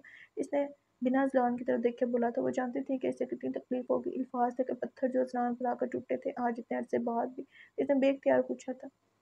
ہاں، میں براق سے محبت کرتی ہوں، ساری زندگی کرتی رہوں گی۔ جس طرح تم مجھ سے محبت کرنا نہیں چھوڑ سکتے، اسی طرح میں بھی اس سے محبت کرنا نہیں چھوڑ سکتی۔ یہ ہمارے بس میں نہیں ہوتا اذلان۔ وہ اسے اپنی بات سمجھانے کی کوشش کر رہی تھی۔ میں تمہیں کبھی بھی وہ محبت نہیں دے سکتی جو میں براق سے کرتی ہوں۔ وہ ہمیشہ میرے دل میں رہے گا۔ میری ڈکشنری میں محبت بس ایک بار ہوتی ہے۔ یہ روگ بار بار نہیں لگایا جاتا۔ وہ آج بھی براق سے محبت کرتی تھی۔ اذلان 4 سال بعد بھی خالی ہاتھ تھا۔ مجھے تم سے تمہاری محبت نہیں، تمہارا ساتھ چاہیے۔ بس میں اور تم، رشتہ کوئی بھی ہو، کیا فرق پڑتا ہے؟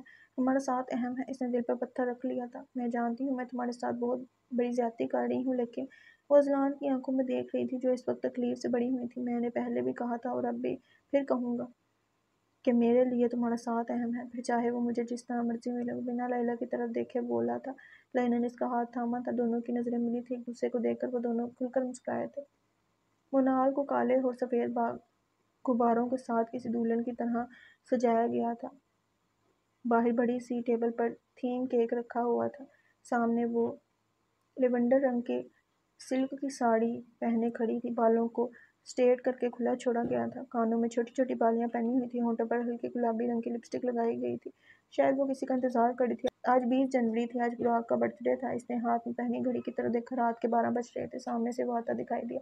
سیاہ رنگ کے ڈریس پہن کے اوپر سفید رنگ کی ڈریس شرٹ اور کالے رنگ کا کوٹ پہنا ہوا تھا۔ بال آج پیچھے کی طرف بنائے گئے تھے۔ شرٹ کا اوپر والا بٹن کھلا چھوڑا گیا تھا۔ ہاتھ میں گلابی رنگ کے پھولوں کا گلدستہ تھا۔ ساتھ میں 2 گجرے بھی تھے۔ اسے اپنی طرف آتا دیکھ منہا کا چہرہ کھل اٹھا تھا۔ براق کسی جادو کی طرح اس کی طرف کھینچا چلا جا رہا تھا۔ منہا کی آنکھیں کسی کو بھی اپنا دیوانہ بنانے کے لیے کافی تھی۔ یہ سب بہت اسپیشل ہے، بہت زیادہ۔ اس نے ایک نظر پورے منال پر گھمائی تھی۔ تم بھی تو اسپیشل ہو میرے لیے۔ اس نے انکار نہیں کیا تھا۔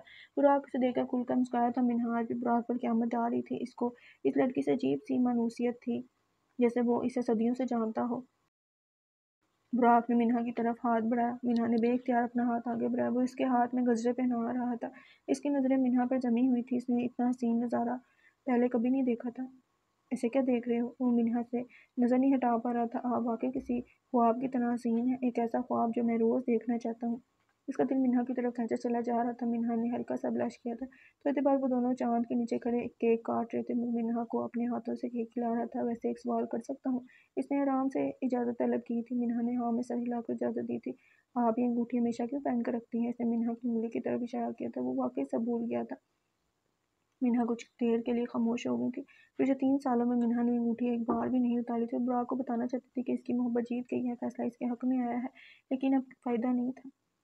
یہ میرے لیے بہت خاص ہے۔ اس کی آنکھوں میں ماضی کی یادیں تازہ ہوئی تھیں۔ براق خاموش ہو گیا تھا۔ تھوڑی دیر بعد وہ دونوں منال کے کنارے پر کھڑے پورا اسلام آباد دیکھ رہے تھے۔ ایک دم ہوا تیز چلنے لگی تھی۔ منہا کو سلک کی ساڑی میں سردی لگ رہی تھی۔ براق نے یہ محسوس کیا تھا۔ اس نے اپنے اوپر سے کوٹ اتار کر منہا کے کاندھوں پر ڈالا تھا۔ منہا کی آنکھیں چمک اٹھی تھیں۔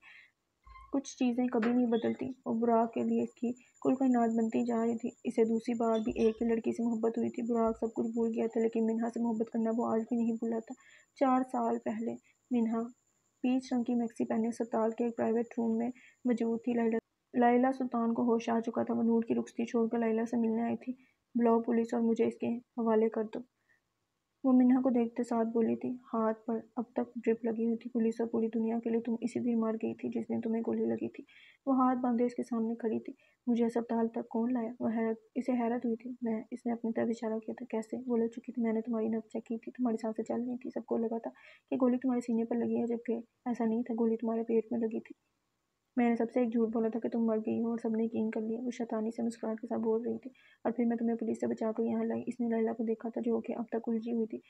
مگر تم نے میری جان کیوں بچائی؟ وہ حیران تھی۔ تم نے بھی تو میری جان بچائی تھی۔ براق کا چہرہ اس کی آنکھوں کے آگے جھلکا تھا۔ اگر وہ گولی لیلی سلطان کو نہ لگتی تو آج براق زندہ نہ ہوتا۔ تم براق سے محبت کرتی ہو؟ منہا نے اس کی طرف دیکھ کر سوال کیا تھا۔ کیا فرق پڑتا ہے؟ اس نے منہ دوسری طرف موڑ لیا تھا۔ پڑتا ہے۔ اس نے لیلی کے ہاتھ پر اپنا ہاتھ رکھا تھا۔ نہ تم اتنی اچھی ہو کہ میرے لیے براق کو چھوڑ دو، نہ ہی میں اتنی کمزور ہوں کہ کسی کا حق ماروں۔ اس نے منہا کی آنکھوں میں دیکھ کر جواب دیا تھا۔ اس کی محبت جھوٹی تھی۔ آنکھوں میں بے یقینی اتری تھی۔ کیا تم نے کبھی اس کی آنکھیں نہیں پڑھی؟ اس کی آنکھوں میں تمہارا چہرہ چمکتا ہے۔ وہ اسے حقیقت بتا رہی تھی۔ اتنا سب جاننے کے بعد بھی تم مجھ سے نفرت نہیں کرتی؟ اس نے لیلی کی آنکھوں میں اتری تکلیف کو دیکھ کر سوال کیا تھا۔ بچپن سے ہی دیکھتی آ رہی ہوں لوگوں کو میری خوشیاں چھینتے ہوئے، اب کسی سے نفرت نہیں ہوتی۔ آنکھ نم ہوئی تھی۔ اس نے ہاتھ سے آنکھ صاف کی۔ وہ رونا نہیں چاہتی تھی۔ تم بہت ہمت والی ہو لیلی، تم دنیا کی ہر خوشی ڈیزرو کرتی ہو۔ اس نے نرمی سے لیلی کی طرف دیکھا تھا۔ لیلی کو نچانے کی حالت ہوئی تھی۔ اب تم سوچ رہی ہوگی کہ میں تمہارے ساتھ اتنا اچھا برتاؤ کیوں کر رہی ہوں؟ اس کا اور لیلی کا سوچنے کا انداز بالکل ایک جیسا تھا۔ کسی نے مجھ سے کہا تھا کہ جب تک کہانی کے دونوں رخ نہ دیکھ لوں کسی کو بھی جج مت کروں، اور میں تمہاری کہانی کا دوسرا رخ دیکھ چکی ہوں، جو تم نے دنیا سے چھپا رکھا ہے۔ لیلی کی نہ جانے کیوں آنکھیں دوبارہ بھر آئی تھیں۔ اس نے لیلی کے بارے میں پوری ریسرچ کی تھی اور کچھ اپنے ذرائع استعمال کیے تھے۔ اسے لیلی کے ماضی کی ایک بات پتہ چلی تھی۔ آج رات کو بھاگ جانا یہاں سے، اس سے پہلے تمہیں کوئی پہچان لے، اتنا کہہ کر وہ باہر نکلی تھی۔ لیلی کی رکیب ہی اس کی ہمدرد تھی۔ وقت کسی سمندر کی طرح چلے جا رہا تھا۔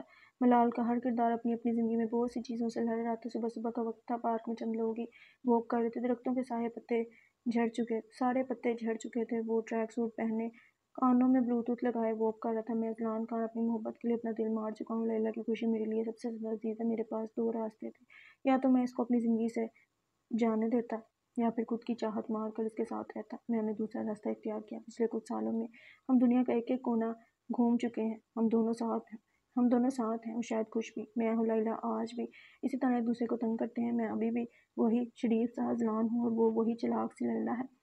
اگر میری یہ بات لیلی نے سن لی تو میرا قتل بھی ہو سکتا ہے۔ وہ کھل کر مسکرایا تھا۔ ہم دونوں ساتھ تو ہیں، لیکن ابھی بھی ایک دوسرے کو پانے کے لیے شاید وقت درکار ہے۔ میری اور لیلی کی کہانی ابھی باقی ہے۔ وہ پارک سے نکل کر دائیں طرف مڑا تھا۔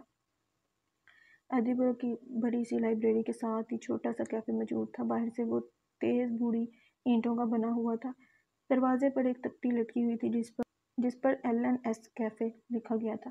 دروازہ لکڑی کا تھا اور ساتھ ہی شیشے کی کھڑکی موجود تھی۔ اندر چند لوگ ہی موجود تھے۔ وہ سب کو باری باری کافی پیش کر رہی تھی۔ گلے میں ایپرن پہن رکھا تھا، بالوں کا جوڑا بنایا ہوا تھا۔ وہ کافی بنانے سے لے کر اسے کسٹمر کے آگے پیش کرنے تک ہر کام خود کرتی تھی۔ تمہاری کہانی اب تک مکمل نہیں ہوئی؟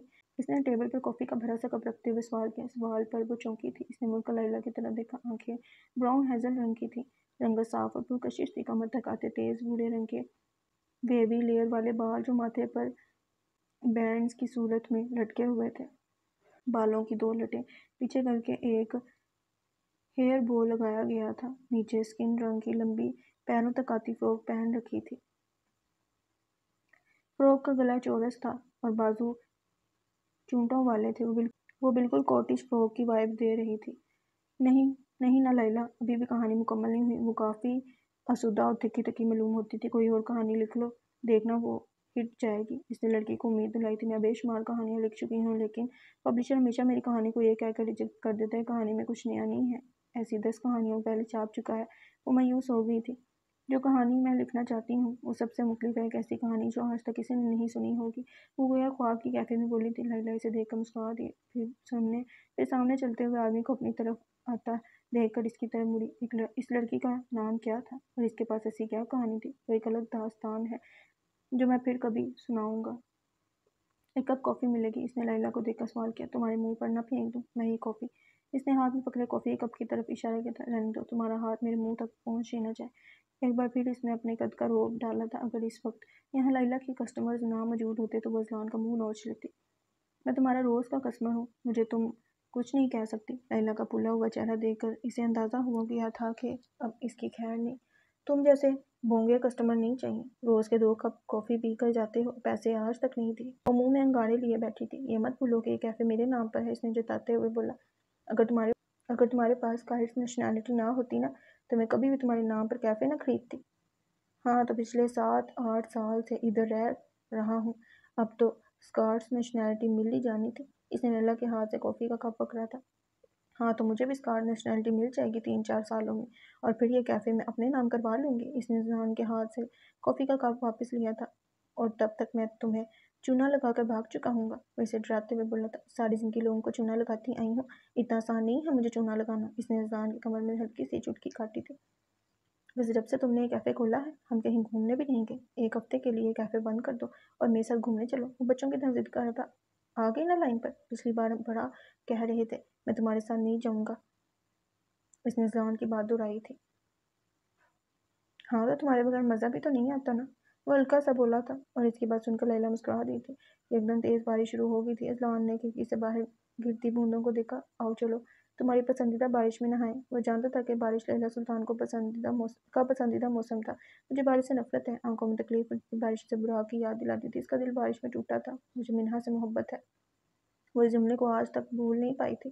لیلا خاموشی سے واپس مڑ گئی تھی۔ لیلا اپنے بستر پر لیٹی بار بار کروٹیں بدل رہی تھی، پھر وہ اٹھی اور کھڑکی کے پاس پڑے ٹیبل کی طرف بڑھی۔ اس نے ٹیبل لیمپ آن کیا اور پاس پڑی کرسی پر بیٹھی۔ بچپن میں مجھے سنڈریلا بہت پسند تھی۔ مجھے لگتا تھا کہ میری کہانی بالکل اسی کی طرح ہے۔ میں سوچتی تھی کہ ایک دن ایک شہزادہ آئے گا، وہ مجھے اس ظالم دنیا سے بچا لے گا، لیکن میرے لیے کوئی شہزادہ نہیں آیا، صرف بھیڑیے آئے جن کو اپنی ہوس مٹانی تھی۔ ہم لڑکیوں کو یقین لگتا ہے کہ ایک دن کوئی شہزادہ آئے گا، وہ ہمیں آ کر بچا لے گا۔ اصل زندگی میں کوئی شہزادے نہیں آتے، اصل زندگی میں اپنا شہزادہ خود بننا پڑتا ہے، اپنے حق کے لیے خود لڑنا پڑتا ہے۔ حقیقت یہی ہے کہ اصل زندگی کتابی زندگی کی طرح کبھی بھی حسین نہیں ہوتی۔ ہر کتاب کے آخر میں سب اچھا دکھایا جاتا ہے، جبکہ حقیقی زندگی میں ایسا کبھی نہیں ہوتا، کہیں نہ کہیں کوئی نہ کوئی خرابی رہ جاتی ہے۔ اس نے پاس پڑا فوٹو البم کھولا تھا۔ فرنٹ پیج پر اس کی اور شیلا کی تصویر موجود تھی۔ بعض اوقات جو ہمارا دل چاہتا ہے اس پر ہمارا اختیار نہیں ہوتا، اور اگر سب میرے اختیار میں ہوتا تو میں شیلا کو اپنی زندگی میں واپس لے آتی۔ وہ میرے لیے آج بھی اتنی ہی عزیز ہے جتنی وہ کئی سال پہلے تھی۔ وہ میری مخلص دوست تھی، اور مخلص دوست ہمارے دلوں میں ہمیشہ زندہ رہتے ہیں۔ شیلا کا ذکر کر کے آنکھیں سدھا ہو گئی تھیں۔ اس نے اپنی دوست کی یاد میں اپنے کیفے کا نام بھی LNS کیفے رکھا تھا۔ وہ شیلا کو کبھی نہیں بھولے گی، یہ طے تھا۔ اس نے فوٹو البم کا اگلا پیج پلٹا تھا، تصویر دیکھ کر دل دھڑکنا بھول گیا تھا۔ تصویر میں وہ اور براق گودام کی چھت پر موجود تھے۔ اس کے چہرے پر ایک الگ ہی چمک تھی۔ میں آج براق سے محبت کرتی ہوں، نہ جانے اتنے سال بعد وہ کس حال میں ہوگا، اسے میں یاد ہوں گی بھی یا نہیں۔ وہ تو منہا کے ساتھ خوش ہوگا، اور ادھر میں آج تک اسے یاد کرتی ہوں۔ محبت اور ملال کبھی ختم نہیں ہوتے۔ وہ اپنی جگہ سے اٹھ کر واپس بستر میں آئی تھی۔ شام کا وقت ہو رہا تھا۔ منہا کندھوں پر شال گرائے سورج کو ڈوبتے ہوئے دیکھ رہی تھی۔ آج اتنے سال بعد بھی مجھے وہ وقت یاد ہے جب وہ مجھے بالکنی سے آئس کریم دینے آیا کرتا تھا، جب وہ مجھ سے کہتا تھا کہ میں اس کے لیے اس کے اصولوں سے بڑھ کر ہوں، جب وہ مجھے دیکھ کر کہتا تھا کہ آپ جنت کی حور لگ رہی ہیں، جب وہ مجھے دیکھ کر ہمیشہ میری آنکھوں میں کھو جایا کرتا تھا۔ ہمارا گزارا گیا ایک ایک لمحہ میری یادداشت میں پتھر پر لکیر کی طرح محفوظ ہے، لیکن افسوس کہ تم سب بھول گئے ہو۔ وہ اپنی بالکنی میں کھڑی گزرے لمحے یاد کر رہی تھی۔ سچ کہا ہے، کسی نے کہ زندگی کتنی بھی اچھی گزر جائے لیکن کچھ ملال اور پچھتاوے باقی رہ جاتے ہیں۔ زندگی آج بھی پہلے کی طرح اچھی گزر رہی ہے، وہ آج بھی میرے ساتھ ہے، میرے قریب ہے، میں آج بھی اس کی منہا ہوں، وہ میرا براق ہے، لیکن ہماری وہ پرانی محبت کہیں کھو گئی ہے، نہ جانے کیوں۔ ایک عجیب سا خالی پن ہے۔ وہ ہاتھ میں پہنی انگوٹھی کو دیکھ رہی تھی، تبھی اسے گیٹ پر علی کھڑا نظر آیا۔ وہ اس کے لیے آئس کریم لے کر آیا تھا۔ زندگی بہت چھوٹی سی ہوتی ہے اور بعض اوقات ہم بہت دیر کر دیتے ہیں، اتنی دیر کہ ہم خالی ہاتھ رہ جاتے ہیں۔ وقت ہمیں مہلت نہیں دیتا، وہ ہم سے سب چھین کر لے جاتا ہے۔ کچھ ایسا ہی میرے ساتھ ہوا ہے۔ وہ ہتھیلی میں گرتے آنسو دیکھ کر اپنی آنکھیں صاف کرنے لگی تھی۔ بیگم صاحبہ، نیچے براق صاحب اور بڑی مالکن کھانے پر آپ کا انتظار کر رہی ہیں، ملازمہ اسے بلانے آئی تھی۔ تم جاؤ، میں آ رہی ہوں، اس نے بنا مڑے جواب دیا تھا۔ اتنا سن کر ملازمہ کمرے سے نکلتی دکھائی دی۔ وہ اپنے کمرے میں واپس آئی۔ کمرہ پہلے سے زیادہ کشادہ ہو گیا تھا۔ اس نے نور کا کمرہ اور اپنا کمرہ آپس میں جوڑ لیے تھے۔ کمرے کے وسط میں بیڈ لگا ہوا تھا۔ بیڈ کے سائڈ ٹیبل پر اس کی اور براق کی تصویر رکھی ہوئی تھی۔ تصویر میں براق نے کالے رنگ کا شلوار قمیص پہن رکھا تھا اور منہا نے سرخ رنگ کا کام سے بڑا ہوا جوڑا پہنا ہوا تھا۔ وہ دونوں ایک ساتھ کھڑے ایک پرفیکٹ کپل لگ رہے تھے۔ ہیپیلی آفٹر، اس نے طنز کیا تھا۔ لہجے میں تکلیف تھی۔ صبح کا وقت تھا۔ اذلان اپنا سوٹ کیس پکڑے لیلیٰ کا انتظار کر رہا تھا۔ تھوڑی دیر بعد وہ اپنے ایک کمرے کے اپارٹمنٹ سے نکلی تھی۔ دونوں سیر کرنے کے لیے واپس کشمیر جا رہے تھے۔ وہ دونوں اپنی یادیں تازہ کرنا چاہتے تھے۔ ان کی فلائٹ صبح 9 بجے کی تھی۔ دونوں جلدی جلدی ایئرپورٹ کی طرف بڑھے۔ کچھ دیر بعد ان کا جہاز پاکستان کے لیے نکل گیا تھا۔ لیلیٰ کے ساتھ بیٹھا اذلان اسے اپنی فضول باتوں سے ہنسانے کی کوشش کر رہا تھا۔ لیلیٰ اس کی کوشش دیکھ کر مسکرا رہی تھی۔ میں زندگی سے ہمیشہ ایک ہی شکوہ کرتی تھی کہ مجھے خوشیاں کیوں نہیں ملتی، لیکن اب میں سیکھ چکی ہوں کہ خوشیاں کبھی بھی ٹرے میں سجا کر پیش نہیں کی جاتی، بلکہ خوشی ہم سب کے اندر موجود ہوتی ہے۔ ہمیں بس اسے تلاش کرنا پڑتا ہے، اور بعض اوقات ہمیں کسی ایسے انسان کی ضرورت ہوتی ہے جو ہمیں ہماری خوشی تلاش کرنے میں مدد کرے۔ اذلان ان لوگوں میں سے ایک ہے جنہوں نے مجھے خوش رہنا سکھایا۔ اب میں زندگی جی رہی ہوں، ہر چیز ہر حالت میں خوشیاں تلاش کرتی ہوں۔ لیلیٰ سلطان زندگی کی طرف واپس لوٹ چکی ہے۔ ان کا جہاز پاکستان کے لیے نکل چکا تھا۔ کون جانے کہ سفر ان دونوں کی زندگی بدلنے والا تھا۔ ان کی زندگی میں ایک ایسا طوفان آنے والا تھا جس میں ان کا سب ڈوب جائے گا۔ براق اور منہا آج بھی وہیں کھڑے تھے جہاں سے ان کی کہانی شروع ہوئی تھی۔